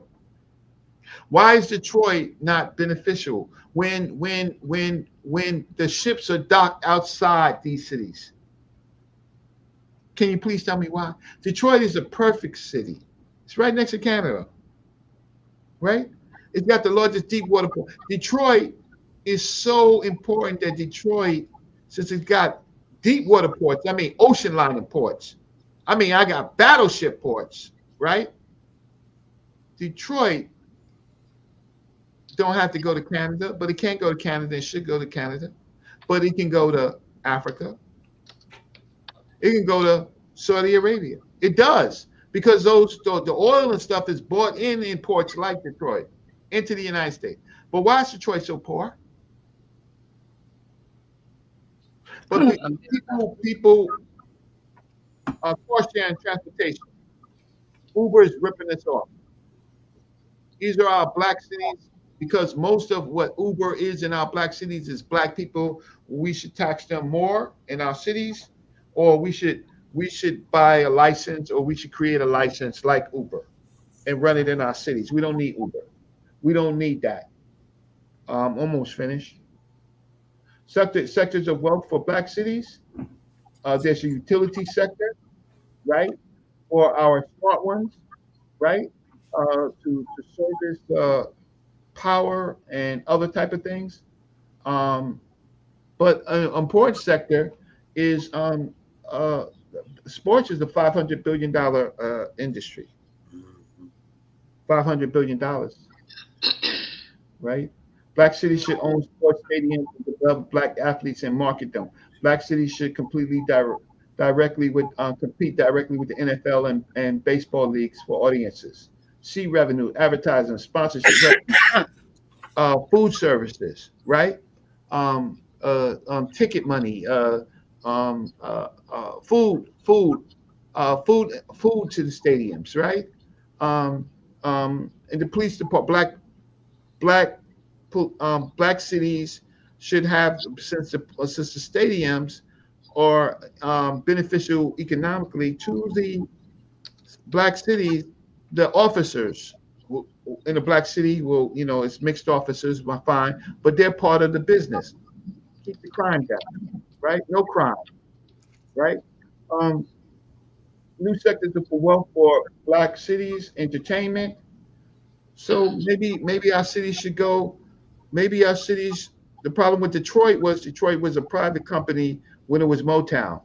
But if the city managed the help manage the audit, or if there was a partnership between the city and and Motown, then uh, the city would have been beneficial in the revenue, right? Instead of letting these corporations come and take out these artists, these great artists, these great young people, right? And incredibly talented from every city to city. They do We that with should have entertainment on lock. in Yeah. our And Yeah, you're right. Y'all, you're right about that. We should. Yep. Yep. Because we but so it many. goes back to, but it goes back to what Reggie was saying, a couple of slides ago about when, when we're not teaching our people to go into any kinds of government, right? We've almost just about said, hey, if you're black, don't become the police. If you're black, don't become the fire department. Don't work for the ambulance. Don't be a doctor. Don't go to the hospital. Don't be in the hospital. Don't be a basketball player. Don't be a rapper. Don't be a this. Don't. When in actuality, all the things that we have a natural ability to do, we should. And going into municipality and understanding municipal and government means you understand laws, meaning that you're getting exposure to legislation. You're getting exposure to, how things in the system or in this construct actually work. And when you have no working experience, you speculate and you assume as opposed to just knowing. You don't know because you're assuming. Why are you assuming? Because these are all the things that we have sat here and left on the table, and other people have taken it. You see what I'm saying? And so it's not a it's we're talking about things where we were supposed to pick up the ball. And so, that's one of the things when you sit and said, some of the things that I do teach for us, and especially our young people, to get interested in city and local government. You absolutely should be telling your kids to sit here and join everything that's anything. I don't even care if they're sitting there passing out leaflets, grassroots projects, things like that get you highly activated and highly motivated. Where do you get some of that motivation from too? Going to college. For me, what kills me is this. We've let people tell us, don't go to college, you're going to get yourself in debt. It's a debt trap. And nobody who has a degree actually work in that field. Nobody this, but yet and still we're going back to this merit base he keeps talking about. The number one thing you're going to have in a merit based plan is an education or a degree. Right. It's like, you're kidding yourself. It's like for us, I don't understand why we let ourselves constantly be talked out of all of the things, because if it's not now, it's not immediate, we don't want it. Sometimes these things are for the future, like today with 47 in office and all of the things that we're going through, right? If we would have stayed on task, if we would have sat here and sent our kids to college, told them, you know what, so what, the police is like it is because none of y'all won't join the police to change the police, right? Right? Who does that? Why wouldn't you want your black children to have power? If a gun and a badge gives you power, why can't you have it? Why would you let another group of people come in and usurp your authority? I'm not understanding our mindset when it comes to some things, because we have been docile. It's part of the conditioning that has happened to us, and we don't understand the places and levels and areas in our psychological, on the psychological, we don't understand where it hits at. So a lot of times things seem, hey, you know what, that seems so far-fetched. No, it's not far-fetched. It's not. Was it far-fetched when your child dropped out of school and joined all the other kids who dropped out of school, start smoking weed? picked up an illegal gun and start around with this mass breakdown in the community. Come on. That happened with hundreds of thousands of blacks. So why cannot hundreds of thousands of blacks enter into the arena of the correct playing field for once and take back what's ours? Get back some of that power. Yeah, I agree. Reggie is going through, it's literally telling you these things were on the table, free for the grab, and we did not grab it. Because there's things with us going on the cycle, the conditioning is just horrific. It's conditioning. I really do blame it on conditioning. It's just 400 years of conditioning. We don't understand. And when we get into a situation like 47, we're still looking for some sort of government bailout instead of looking for us to bail us out ourselves. There's no time like the present time. This is the time we should be working out a plan. This is it. This is the moment. Take back some of your power by sitting here making additions, understanding what Reggie is really talking about with this plan. We're not talking about a plan that includes a budget, because a budget is not what we're talking about. Understand the real message with this message he's presenting. Right. Because again, we have to, it's about supply and demand, and that's what America was built off of, supply and demand. Absolutely. You're right, Sakina. Yeah, Supply and demand. Yep. Transportation was built off supply and demand. They had to find the need, and then they supplied that need. Absolutely. And then that need became a demand. And every time those demands came, they supplied those needs. And then later on, Black people themselves supplied every need that was demanded, and we built those cities. And if we can do it for them, we damn sure can do it for ourselves. Do it for us. And That's so right. I'm saying, very I right. think that was the worst. I think that was the worst for me when we start teaching our kids, you don't want to be the police. Wait, what? That's why so you want to be the people in the jail. That's why we fill most of the jails and not most of the positions. I appreciate this conversation, Brother Reggie. And yeah, I do too. Reggie, my Cash App isn't working for some reason. I can't send anything on Cash App. I just tried to send something, but my Cash App ain't working. Well, it's Dollar Reginald Mabry, Mabry. Some people spell right. it. I tried it a couple of times, and it says something went wrong. I mean, I don't know what's. I got it on my phone. I got the Cash App, but it's okay. So you're. Again, I told you. I already told you. You ain't gotta pay, and Gemini ain't gotta pay. No, I just appreciate you coming on here and sharing knowledge like that, man. I mean, yeah, you take time out your schedule. And I'm laughing because while Gemini was saying, don't say it like that, Reggie. She ended up saying it the same way I said it. I did not say it the same way you said it. I said it with the same authoritative, right? Because I do understand what you're talking about and what you're getting at. And again, it's the right move at this time. It's almost like when I watch history, and I watch history all the time, and I'm like, people do not, you're missing the message, people. The message is right there in the history. You're rewrote out of history, and your ancestors are showing you how that happened. He's right. She brings ancestors. Yeah, and you see the difference is my voice is not that deep. Right, but your inflections, the same inflections, your frustration, same frustrations, right? It's almost unbelievable that you see a group of powerful people, the first people that walked the planet Earth, the people that spread out of Africa, the people that spread everybody else, that the people who survived the greatest slave trade, the longest slave trade ever, right? Ever, right? Lived through all of that, and don't get it, and don't get it. If anybody is trying to send me a Cash App and it didn't go through, can you just put in the chat that it didn't go through?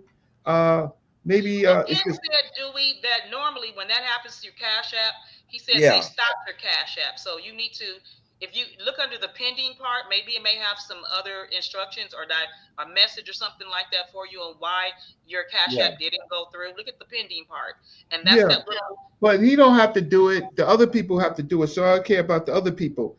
And then it's the same with you, Gemini. Thank you for donating me. But you're the host of the show. I appreciate it. It's just and the audience. The audience want to watch Flat Earth. They want to watch religious conversations. They want to watch everything that doesn't have to do with them, right? And so the reason why I'm on these shows like this is that um just to hear the information and to see the alternative, because the people that sometimes that you're listening to, the people who said don't be a cop, don't be a correction officer, don't do this, don't do that, uh maybe they're talking about themselves, about what they couldn't and shouldn't have did. But you're prepared, you're the survivors, you're the greatest high-tech version of the human being in America. You're the greatest high-tech black folks in the goddamn world.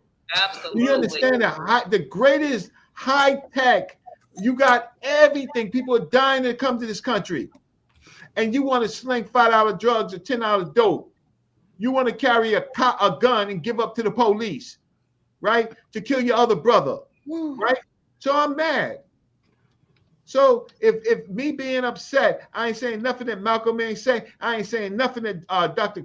King didn't say. I ain't say nothing. I mean, Dr. Martin Luther King's message to Birmingham, right? Even his last group of speeches, right, about the devastation of America, Booker T. Washington and black folks being hung, right? And so you black folks have disassociated yourselves from black folks. You think it's somebody else. You think you're white. You got a double consciousness, but you better balance it. So I'm not here to make any friends, because you're not my friends and you're not my family. I don't give two shits, right? But I'm trying to help. I'm trying to give you a message. You don't have to take it. Fine. Don't take it from me. But there's a penalty. You know what the penalty is? Your son, your daughter. You know the penalty is your job. You ain't got to listen to me. You ain't got to listen to me, right? I'm just here. I don't think men ever listen to, it's been a long time since men listen to other men. They listen to 47, which I don't know. I don't know, I don't know what that's about, right? I know what it's about. I didn't understand why. How can 47 who look like that, talk like that, act like that, come out and say he's a better leader, and then all the men say, yup, and now look at where we're at. Unbelievable to me. And it was black male YouTubers for the most part, but once some of them are working for those people, they get benefits. They're working. They're working for those people. Some of those people are so locked up into their religious views and the end of the world views. And I call it, I had this PhD. I got that right. Ugh. I had this PhD, this teacher of mine, a mentor. She's younger. She's a PhD. And she got mad at me. She don't really talk to me that much. She looked at me side-eyed. She says, you know what, Reggie, I thought you was better. I said, what are you talking about? I wish I could mention her name, but I can't. She's a real smart scholar, right? And she says, you know what a homo association is? I said, no. She says, homo association is when black men follow stupid black men for no reason. Black men turn an eye on the crimes that black men do just because they're black men. Homo association is when black men take off their time in their life to go watch other black men, right, catch balls, shoot balls, right, and act like they are those people in the stadiums, right? Those homo association is when you join an organization and it's gone wrong, but you want to be a follower. And he says, you know what, Reggie, some of the people, even though that they are scholars like herself, right, but they not all of them is better than her, right? She says that people flock to these people. So she says, basically, we have a scenario, black men who are supposed to be the leaders of the black family and the black community. We follow our preachers. We follow pimps. We follow professors, right? Now we follow. This is not a P. Social media. Men. So men watch men. So there's men who's watching me. You should see how many comments I get about my nose, right? About my face, and I'm like you are some dude that I gave a ride home to says that I smell, right? Put that on the internet. You took a ride from me, and you want to put it out that I smell, right? Okay, so you were sniffing me, or maybe it was you, but a Negro, right, is going to talk about how another black male smell. Listen, let it be a woman, right? But a Negro is going to tell another black man how he smell. So I'm like, that's homo association, right? I don't like the way Reggie looks. Reggie looks this way. Mostly men say that. Mostly women do not say that. Yeah, because Right? women would not. I mean, we cannot. It's a bunch of shenanigans. And again, me, I don't make comparisons between black and white people because I'm not white, and I don't feel like that a white community is better than my own community. So I don't make comparisons between whites and black. Black people are black people. We do say, talk, do whatever the way we do it. We have a lot to work out, and we will work that out on our own, with our own, with no comparisons towards any other race. And I do not sit here talk about people money, and I don't talk about people. So, in that order, I'm most black women are good. We're good like Well, that. yeah, and I respect black women, and so we have a generation change where black women are the most educated. Black women are the most educated. They can go to places where we can't go to, right? But what we do is we clown them. We Old Testament Negroes, right? So ain't no black woman leading me, right? We something's wrong with us, and so that's why I talk down to people, and I got to deal with men in the street. Um, look, I'm not scared of you. You're not gonna bully me. You're gonna bleed just like I bleed, so you ain't got no power over me. And then when it comes to education, I got more education than you, because you go list the people that are up in here with the flat earth, the aboriginal stuff. Ain't none of that got no bearings on what's happening to us today. What Kamala's race is, right? But they taking up your time. And I'm just telling them they led us into a burning building. And I'm not gonna be nice about it. They murdered black people. The death of the young black people who committed suicide, not getting jobs, getting murdered by black people, being incarcerated, right? Being stopped. And so it's on your hands, you black YouTubers who came over here and led us to this policy of Donald Trump. Now, ultimately, I ain't going to end up making money off of Donald Trump, right? But I was willing not to make money under a policy to save black people. So, yeah, I've been a poor righteous teacher, but I was willing not to. But you're not going to make the money. You're not going to make the money on this new digital divide because most of you ain't smart enough, right?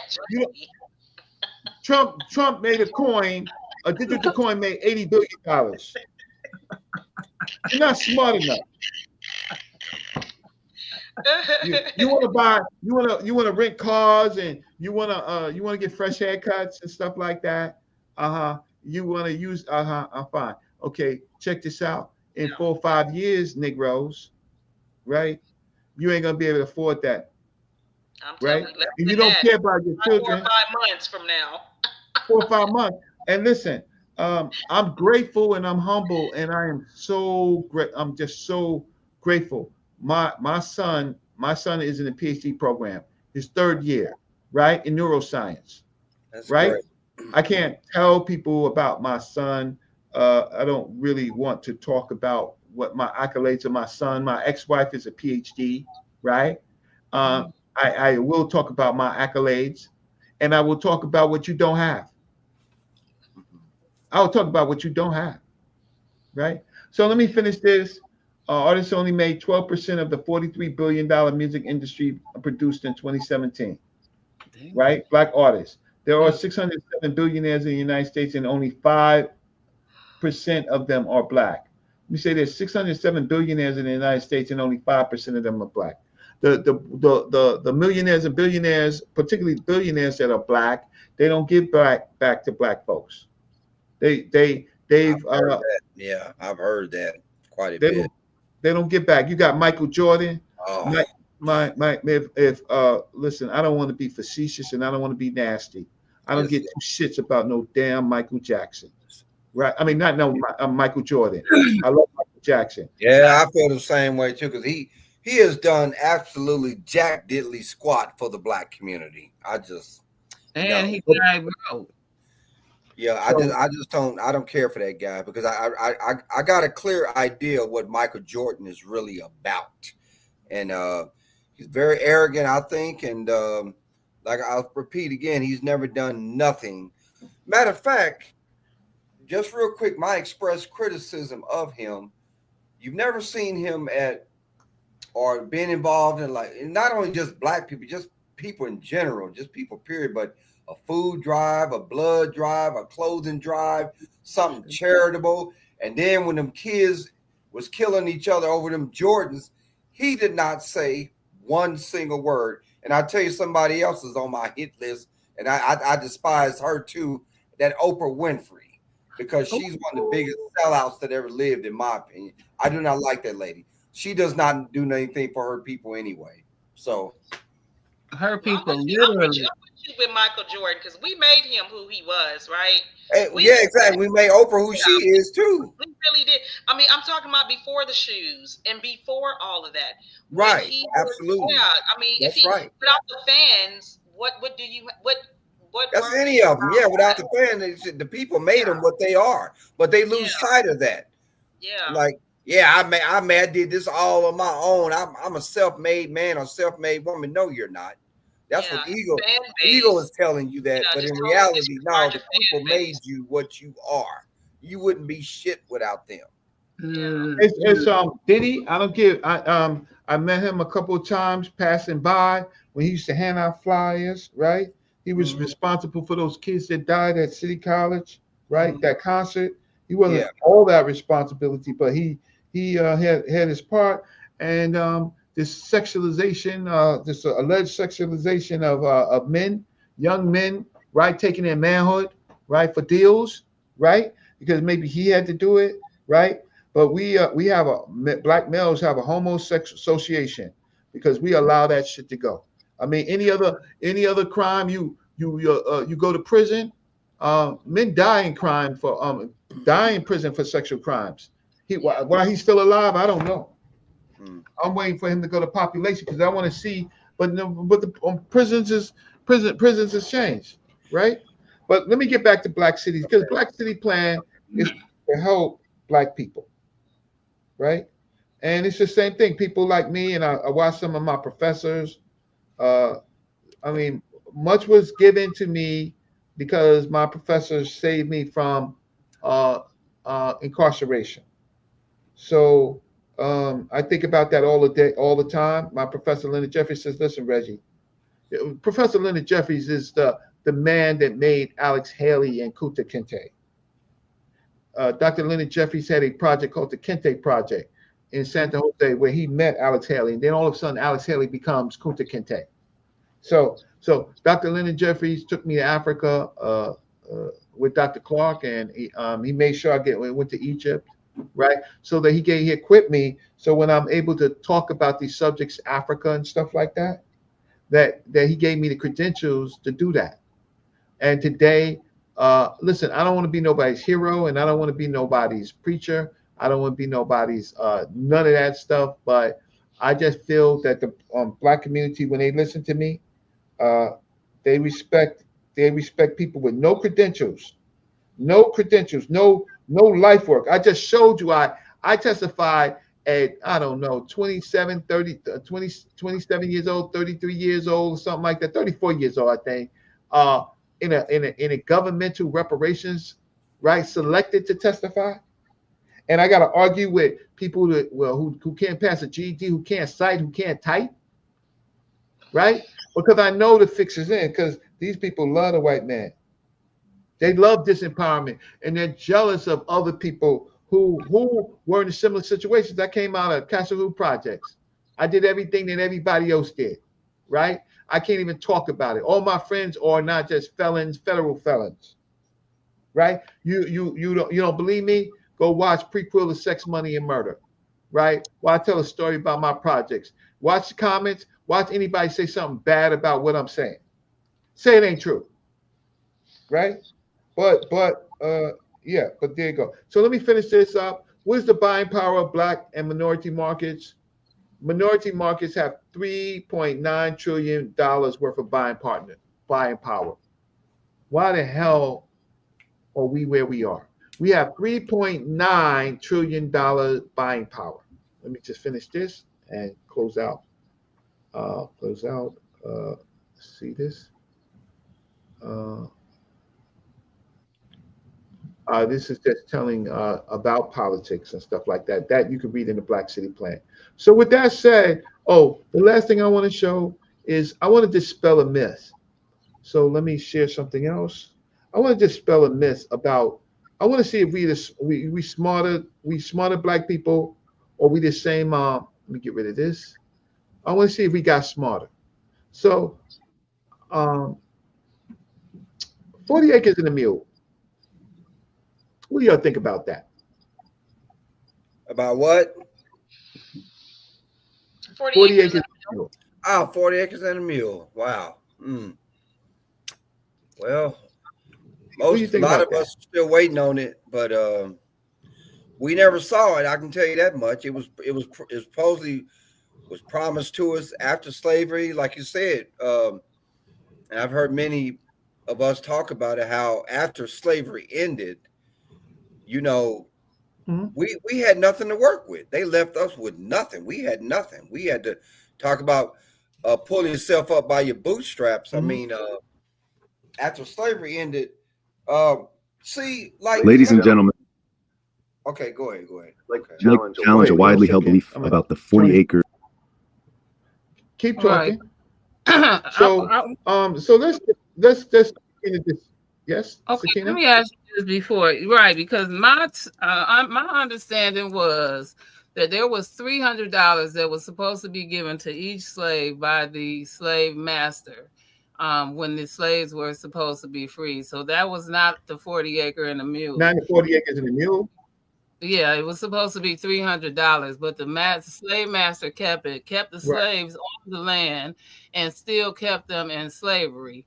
And then instead they gave them the house or whatever, and let them work for their living, and kept the $300. And then somehow or another, instead of and that was the way they kept them in slavery to a degree. And then when slavery actually ended, they let them go. And so with some kind of promise of 40 acres and a mule, and that was the myth. Yeah, because sharecropping actually was really, was 40 acres and a mule reparation. Again, that was the myth. So I'm not actually sure about reparations because of the $300 deal. Mm-hmm. Yeah. Right. So this is where I'm confused. Okay. So let me. Okay. So Dewey, you was gonna say something before I say something? No. Like I said, I think to me, after slavery ended, then there was a such thing as sharecropping. Sharecropping within itself, to me, was just another form of slavery. Because we didn't gain anything truly from sharecropping. We were still out there working in the hot sun, picking cotton, hard labor and everything, but there was no payoff. There was no compensation. So to me, that was just another form of slavery. But he tried to make it look like, oh, well, sharecropping, that'll help you get on your feet and help you get established and all that. And that was just another one of their tricks. Yeah. Yep. That's all there was, Sakina and Reggie and Gemini. I mean, that's just another way that the white man tricked us. Well, it was, but I want to say, because we've come a long ways from You know, we know what it was. It was more than a trick. I don't want to. I hate using words like trick. Trick Yeah. implies that we were a stupid people, and we were not, Yeah. because maybe at that, at that time our understanding wasn't so great, and maybe we didn't Uh-huh. have all the pieces, and because there was a lot of us who thought that, because it's one thing to think you're a businessman or Mm-hmm. woman, and then to actually know what it takes to become one. And Mm-hmm. so sharecropping actually showed us how many of us, of our ancestors, valued the dream of being independent and Mm-hmm. going in business and doing things on their own. Now, Right. they didn't have the correct knowledge base at the time, but it wasn't because they were a stupid people, not at Right. all. It was just because, again, the understanding, reading, all the work and resources that they were not privy to, those things kept them from really prospering in that sharecropping experience, which was, disastrous for our people. But Mm-hmm. again, it really showed us the resilience, because even when we understood, after we understood it was a bad deal, we Uh-huh. still, our word and our integrity remained solid. And so a lot of us, again, our ancestors had to work in those, you know, um, conditions, again, just not, again, I don't want to say tricked, because again, trick implies that they were stupid, that we come from a stupid people, and that's not us at all. Mm-hmm. But not having the resources, not having the money, not having the proper understanding, and not being able to read and understand contracts and things of that sort played a part in what had happened in that Well, that's experience. why some of them did get land. Some of them stayed and worked and did get the land, Mm-hmm. and that's why they Not stayed. many, though. Not many, because the Right, but not sharecropping was a everybody. So very that's bad, why I'm saying traumatic I don't know what experience. the Yeah. 40 acres in the mule. So that's why I'm gonna wait on Reggie, because I don't know, because everybody didn't stay, everybody didn't acquire land, and I don't know what happened with this 40 acres in Well, the mule. sharecropping, you can pretty much sharecropping. You can liken that to being an entrepreneur. Yeah, but we Again, saying after slavery, people wanted, it no, ain't no, no entrepreneur. exactly. That's called an opportunity. Yeah. You see what I'm saying? That was an opportunity. So this is why you liken it unto the entrepreneur, because those who had somewhat of an understanding understood that if they knew it was a chance, this was a chance idea, but they took that chance because these people really wanted to be independent, wealthy, right? They were there, they were thinking about dollars, they were thinking about the bigger picture. But when they were undermined, so much so, Yeah. what are you going to do with that, with a person that already has color against them, racism in full effect, and they still are trying to make something out of nothing? What do you do with that? You see what I'm saying? So we take all the pieces that matter. These people were enterprising. That was their version of enterprising back in that day. No one had to take that. They did not make them, force them to sharecrop. Some did, but for the most part, sharecropping was this idea that I can be free and I can be independent if I did X, Y, and Z. And it just was, it was, they were set up in a lot of more ways than none. Yeah. Yeah. Well, because I'm a historian and well, more of a researcher than a historian, but it allows me to do research. So I want to play my video, and then maybe we can get another chance on it. My All right. thinking of it. What I am concerned about is not our ancestors. They just came right out of slavery. The Civil War was won for the Union, the Emancipation Proclamation. These Africans, either they worked the land or they became vagrants. And the Union would round them up and put in prisons. And so it'd be better for them to try to work the land and get paid. In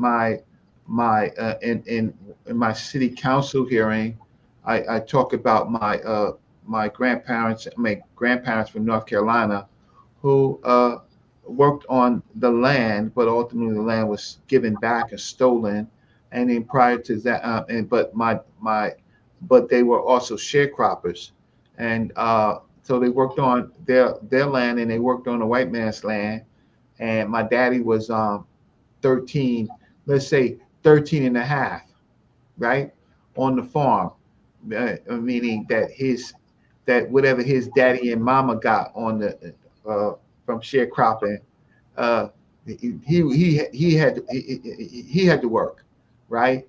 And so all the money was dependent on how much the white man would get and how much the white man would pay. And then so my family sharecroppers, right? We worked tobacco. Tobacco was the biggest thing that we worked, but we worked corn. My daddy worked corn and he worked cotton. My daddy tell you about the blisters on his hands from picking cotton. Cotton make you bleed, and so I know about that, and I am incensed when people start talking about uh, the Black American experience and don't know about the Black American experience and ain't maybe they have families in the North and stuff like that, but they don't respect. They don't even know their grandparents and great grandparents. They don't know their full names. They ain't got a standing in court. We can't sue for our ancestors. Let's just get this out of the way. We cannot sue for our ancestors for slavery. Harm to our ancestors is not harm to us in the case that I just talked about, the Pelman Farmer case. Harm to your ancestor is not a harm to you because you don't have standing in court. Every one of us know, we all go, Dewey, Gemini, Sakina, if you're a brother and a sister, let's say you're a brother and a sister and you younger, right? And there's a will, right? In a will, the will appoints who is going to be the child that's going to be head of the estate, the probate. Am I wrong or right? Correct. Right. So what happens is that you have to get together with your brother and sister and hope they do right because you really don't have any claim to your mama and daddy. Am I right or wrong? Right. Right? Unless there's a will that specifies directly what you get. But if the will don't specify exactly what you get, you got to rely on your brother and your sister to do right, to represent you in court, right? Right. Represent the estate. It's called estate, right? Well, I'm talking to smart Black folks here. I ain't talking to those YouTube nuts who don't have the faculties to understand this stuff. Maybe they right. So what I'm just saying is, so your grandmama, right? Now your grandmama might have 12 kids, and you might and 12 kids and probably maybe 15 12 kids, maybe 20 grandchildren, right? So granddaddy die. So so it's up to who that estate is. So you don't have any claim to granddaddy. Do you have any claim to granddaddy? Yes or no? To your grandfather, as long as if he said thing, I'm grandmother, grandfather, same. I don't see why you wouldn't. You wouldn't have it because the administrator would have it to the estate. You got to wait for the person. Grandfather? You ain't got no. Do you got rights to granddaddy property? If he willed it. If he willed it, why wouldn't he? Right. I'm saying. Yeah, but what if you wasn't even born by the time he willed it? He died. Well, no, you ain't got no. It goes to the next. I mean, it goes to the next of kin. But it goes to the administrator, right? Yeah. Okay, so do Black folks most of the time? All we do is we bury our people, right? Mm-hmm. Hardly do we go into probate court because it costs, right? It Right. costs. So the cost to bury granddaddy and grandmama, give them a great burial. That's all the money that we have. We usually don't go to court. So what about great granddaddy? Great granddaddy has some land. Who owns that land? Yeah. So the way the courts are, if you're not a controller of the estate, you don't have any standing in court. Right. And so Black people are gonna get mad at me when I say that they can't sue for the harm of their ancestors. So then Right. you got to document the harm by particulars. Okay, they stole granddaddy land. Do you have evidence that they stole great granddaddy land? If you Right. ain't got no particulars, don't go into court. Right. Especially when granddaddy signed with an X. Exactly. So let me play this. I'm gonna play this. You can put it on my screen. Mm-hmm. Oh, hold on. So, black people are not stupid. Our ancestors were not stupid people. They were in conditions that they had to accept, right? The stupid people, or the high tech, the greatest high tech generation, black generation of this world, right? Better than any other country, right? Who don't use the sacrifice that their great grands their ancestors gave them. They the stupid people.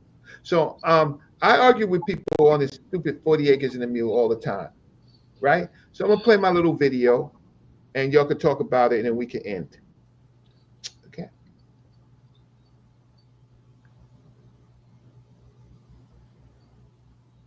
Oh, the sound is off. Now, making a mistake is not stupid. Like I just made a mistake. That's not being stupid. That made a mistake, right? So Freed slaves. okay. So here go right here. Oh, Reality, a deceptive proposition that set up African Americans for failure. okay. So Consider the mule, a sterile animal incapable of reproduction. Okay. So I'm sorry.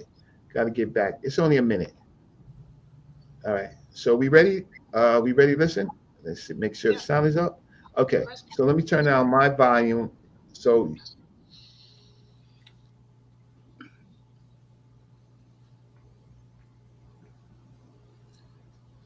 Here.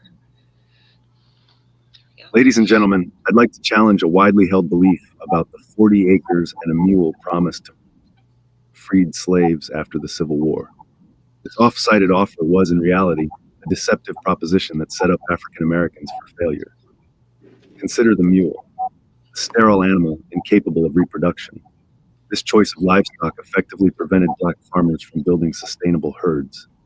The 40 acres, while seemingly generous, came with a sinister catch. Families were required to give up their male children to the Union Army. This left the land to be worked primarily by parents and daughters, an impossible task for such acreage. When we consider the implications, within a decade, much of this land would likely have been reclaimed or resold to waiting white buyers. This promise was designed to appear beneficial while ultimately perpetuating economic disadvantage in building the Union. For 2025 and beyond, it's crucial to understand this narrative critically. The 40 acres and a mule offer was not a path to prosperity, but a cleverly disguised form of continued oppression. Please don't bring up this hoax again or laugh at those who do. Thank you.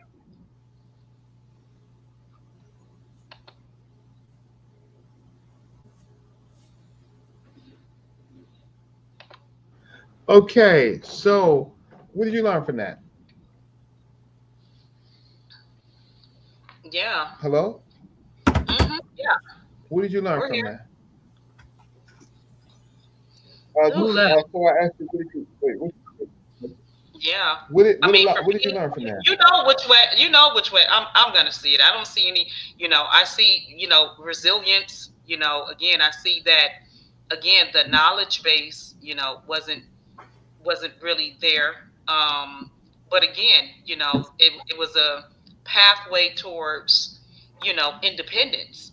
And sometimes, that people fall for the okey doke, and again, not by, you know, um, anything. It's not by being stupid or by being dumb. This is why we evolve as a people and we start to understand things a lot better. And this why, having this next generation being raised up in, systems,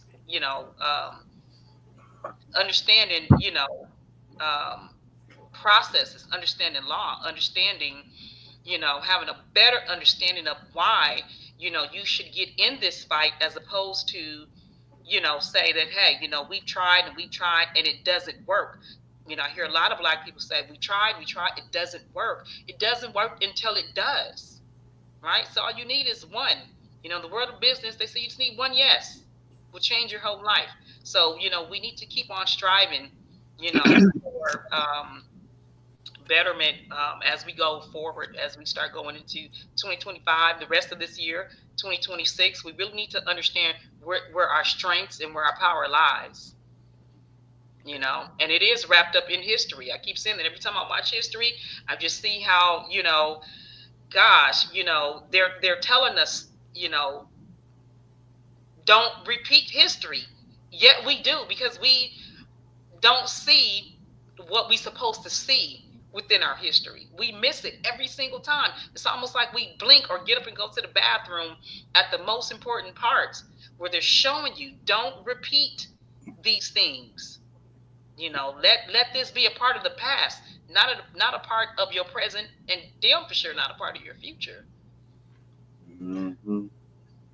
Learn from this, learn from us, learn from our mistakes. That's why we have history. Yep, I agree. Dewey, you got anything to say about this? History is more than the wonderfulness and the butterflies and all the stuff that we did. No, it is the work that people put into a thing. Either it worked or it didn't, and that's the big takeaway. What worked, what didn't? Every time I look at history, I love our history for a reason. It shows me, what path you're supposed to really be on. Get off all the paths that did not work. Start with an understanding of laws. They pencil whipped you. Every time I see history, all I see is, look at how they pencil whipped you. Look at how they duped you. Look at how they sat here and disguised this under that. This is why I have a habit of breaking down language and verbiage and understanding, because you have to have a proper one going forward. It's imperative for this next generation to have a proper understanding of what has happened to us all of these years, and why we still keep missing that mark. Why no skyscraper still got your ancestor's name on it? What had happened? Yeah. Yep. Yeah. Yeah. I was gonna say. No, I'm sorry. I will, because I will harp. This thing will make me harp, right? It will make me think about, we wear Hanes. We pick the cotton. Is Hanes is your ancestor or my ancestor? No, it's not. CNH, we picked the sugar cane. Is CNH your ancestor or mine? No, it's not. Tobacco, even though cigarette kills, but the original tobacco leaf, we picked all that. Your ancestors are not Marlboros and Newports. It just makes you understand, what had happened, and what part of the understanding we still refuse to sit here and pick up that ball, but instead we still drop it because we don't even look at our history the correct way. And we need a new perspective and new fresh eyes to sit here and see the things that we need to see, so that we can move forward, with a brand new and fresh hope and perspective. And I'm still a person who believes in hope in that future, hope in our generations, in regardless to all the distractions and things that they place. Those things are not going nowhere, but we need to have eyes to see beyond that. Anybody else got any thoughts on that? Yeah, Dewey, I'm sorry I interrupted him. Go ahead. No, I'm actually so tired. I'm falling asleep. But I want to say this before we end. Yeah, I thought that was pretty interesting in the clip here, where he mentioned how the mules were sterile and they really couldn't build up a herd, because I'm pretty sure the more mules they had to cultivate the land, that would have been more beneficial to them and cost effective or whatever. It would have definitely been more economical for them. But yeah, I didn't know that. They said a lot of mules were still, they couldn't really reproduce or anything. So yeah, I caught that. The birth. Pretty interesting. So, any other thoughts? That's all I had.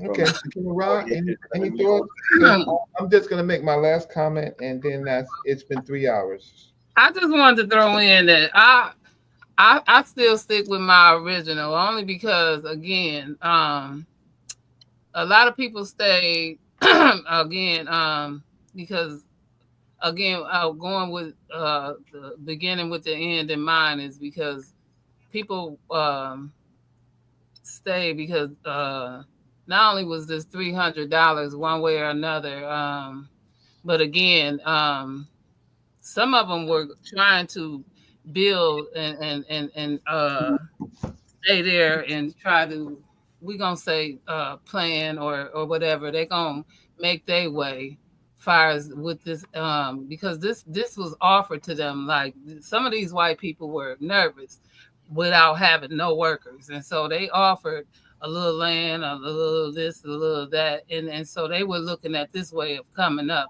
Everybody wasn't ignorant, so they looked at that.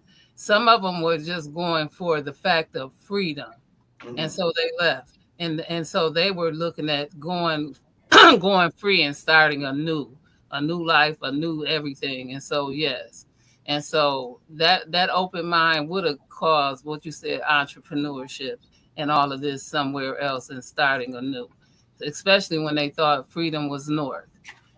So some did stay and maybe work for somebody else being treated, and some did. And so that's why we did have a lot of people in the South that owned land and had this, that, and another, and was working. And so just black cities and towns, or black, because they were more towns versus cities at one point. So yeah, I can see that happening. I could see that because you had Roswell and you had other cities that had suffered during that time as well, right? And so yeah, so we did. The ball did get dropped a few times, and I'm gonna say that like when children learn how to walk and they fall and they get hurt, and you get scared to get up and walk again. I'll say that happened a few times, and maybe that's why we scared to get up and try to walk again. So I appreciate you again, brother Reggie, for coming, and I don't want Yeah, you to. I really do, Reggie. Once Yeah, I'm sorry. Go ahead, Sakina. I'm sorry. once we fall and get hurt, we get scared.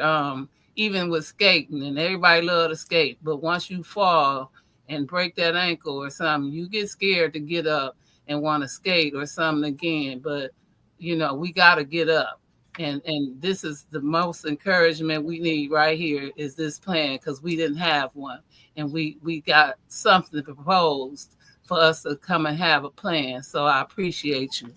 Thank you. Yeah, thank you very much, Reggie. This has been really So good for me. thank you. I learned a lot. So my last comments is this: since I wrote the video, it's not my voice. I use AI. So the man walking, it came from a black and white photo that I colorized and I brought him back to life, right? So he was original black man. They took a still photo and I brought him back to life, right? And had him walk with the mule. Uh, First of all, I do want to correct some information. It's just definitely got to be corrected. The $300 was never offered to slaves.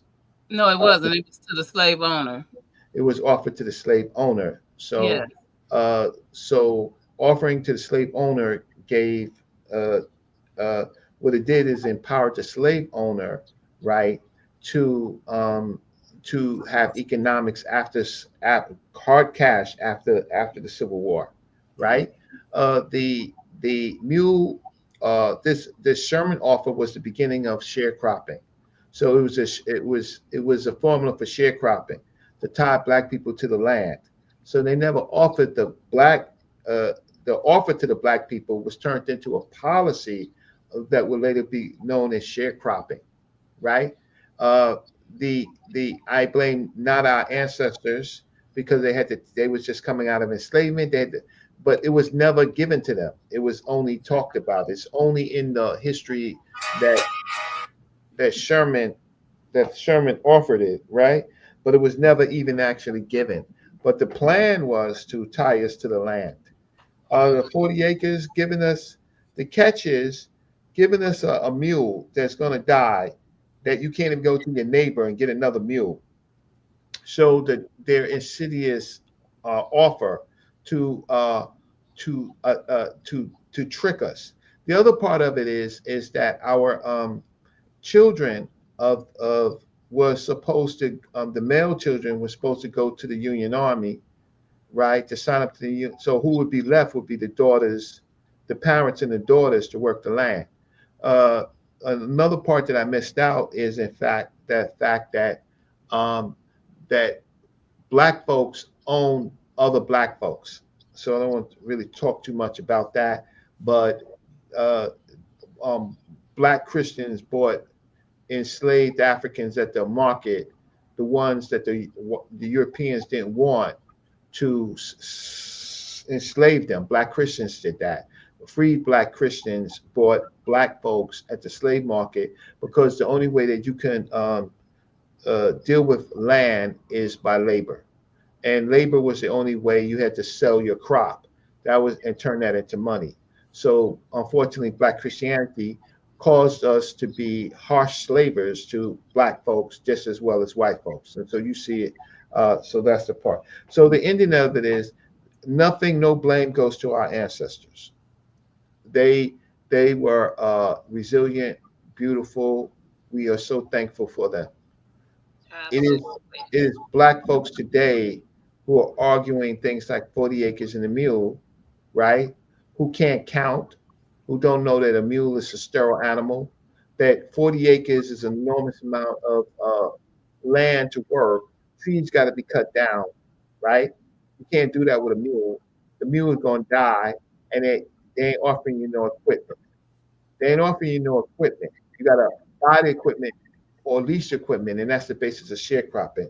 I'm just so amazed today at all of these big mouths on YouTube, right? That they still bring this stuff up. So I'm saying to the audience that's laughing, anybody except for the people who have already talked to, there I've already talked to a couple of channels and stuff like that. Anybody else who brings this up, just laugh at them. Means that in 2025 they can't count, they can't analyze, they don't know history. So with that said, if you didn't have a plan, the plan is to encourage people to run for mayor. So I am, believe it or not, working in a mayoral candidate against Eric Adams in New York. Oh, Right? Mm, wonderful. Mr. That's Billy Club, you all are working. right. Hey, you. I want you to know. Listen, that one of Eric Adams, one of his indictments was he was the nightclub collector. That is out. That is so egregious and so just.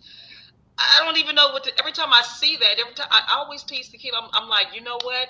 Mr. Billy Club was collecting money and running drugs through all the clubs in New York.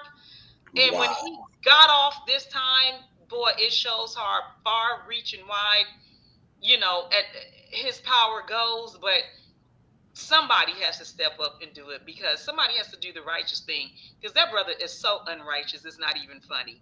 He's Mr. Billy not your brother. He's Club. not your brother. He was a former cop, a coward cop. He was a Mr. coward Billy cop, Club, yes. and he worked his way up in the ranks, and he's not like us. He's And not like and us. there was a criminal enterprise around him with Yes. how can I say, the chancellor of education, his brother, his other brother. I don't know about the woman, the deputy. I don't know. I just think she's just drawn into it, but she married him, so she's connected. Um, but it's a criminal enterprise in a black city, so I'm so It upset is. about that. So a person that I know uh, very, very, very well is running for announce her candidacy for mayor. So I've done some work for her, talked to her, argued with her, right?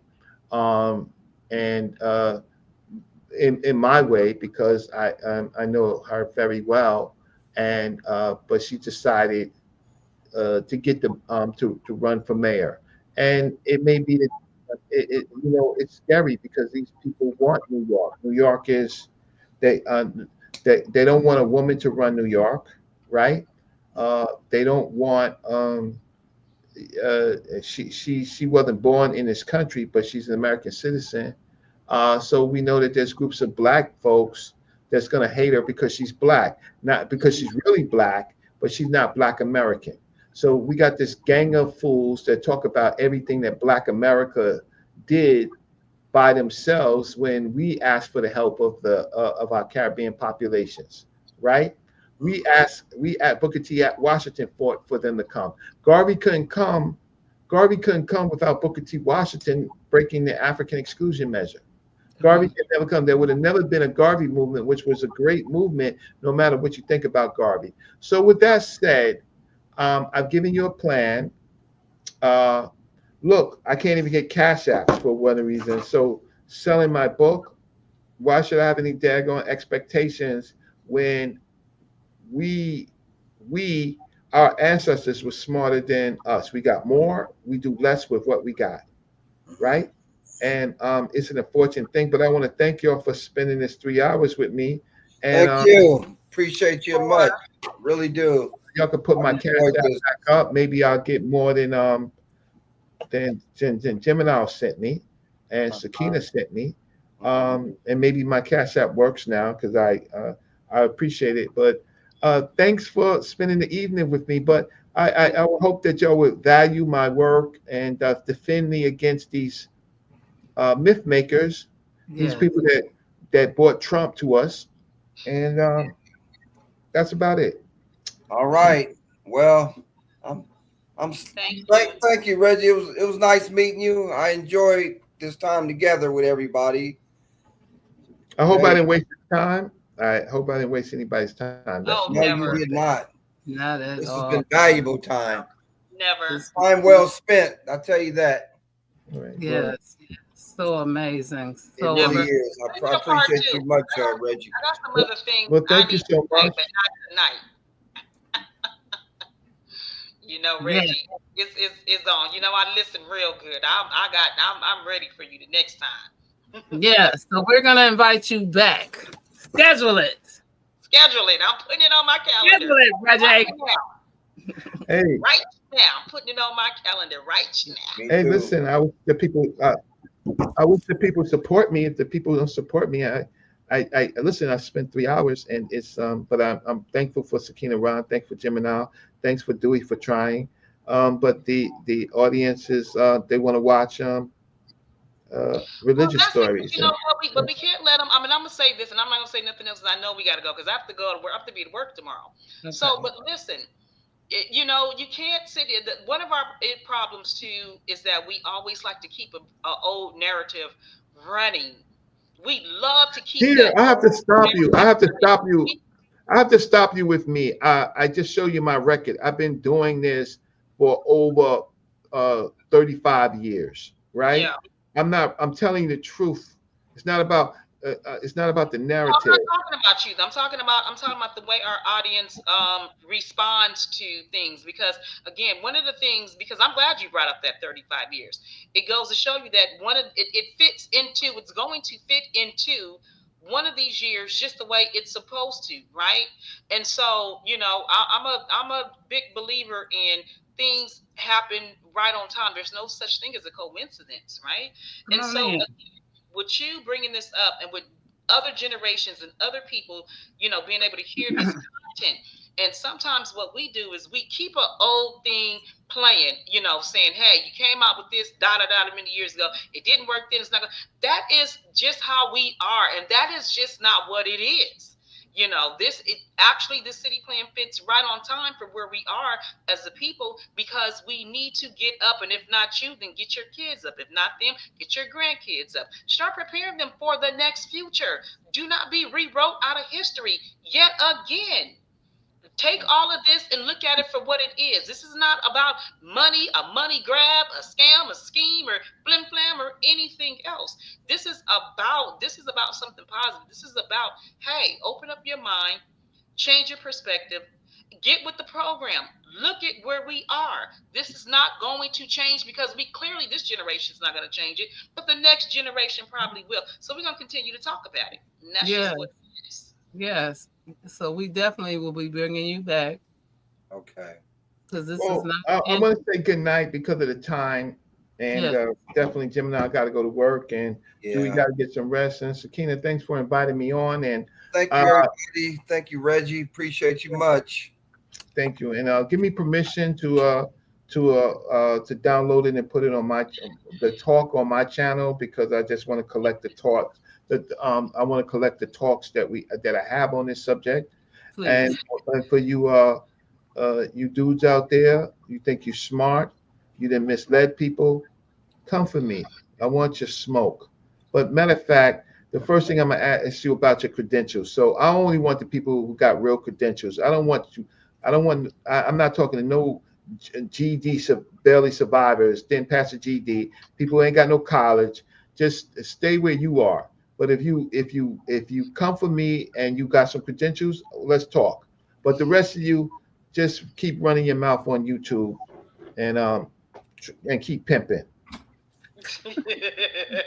And with All that, right. Go ahead, Sakina. I'm sorry. okay, well, go ahead and close out. You can go ahead and close out. We're going to close out. Okay. With that said, thank you so much for joining in Smoking Conversations tonight. Thank you so much, Reggie. Thank you, Dewey. Bye bye, everybody. Enjoy the rest of your weekend. Be safe out there. I'll see everybody real soon. Thank you for coming. Yes. Thank you. Bye, everybody. Good night. Have a good one. And thank you again for my special guest, Brother Reggie. And I thank you so much for this awesome presentation, the Black City Plan. I thank Dewey for coming in with us tonight and Roundtable Gang for the special appearance.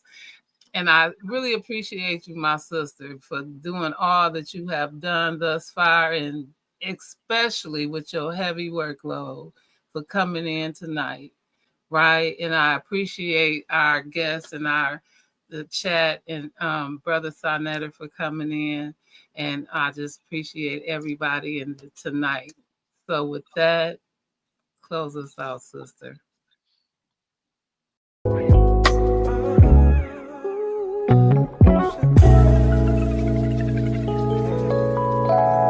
She got style.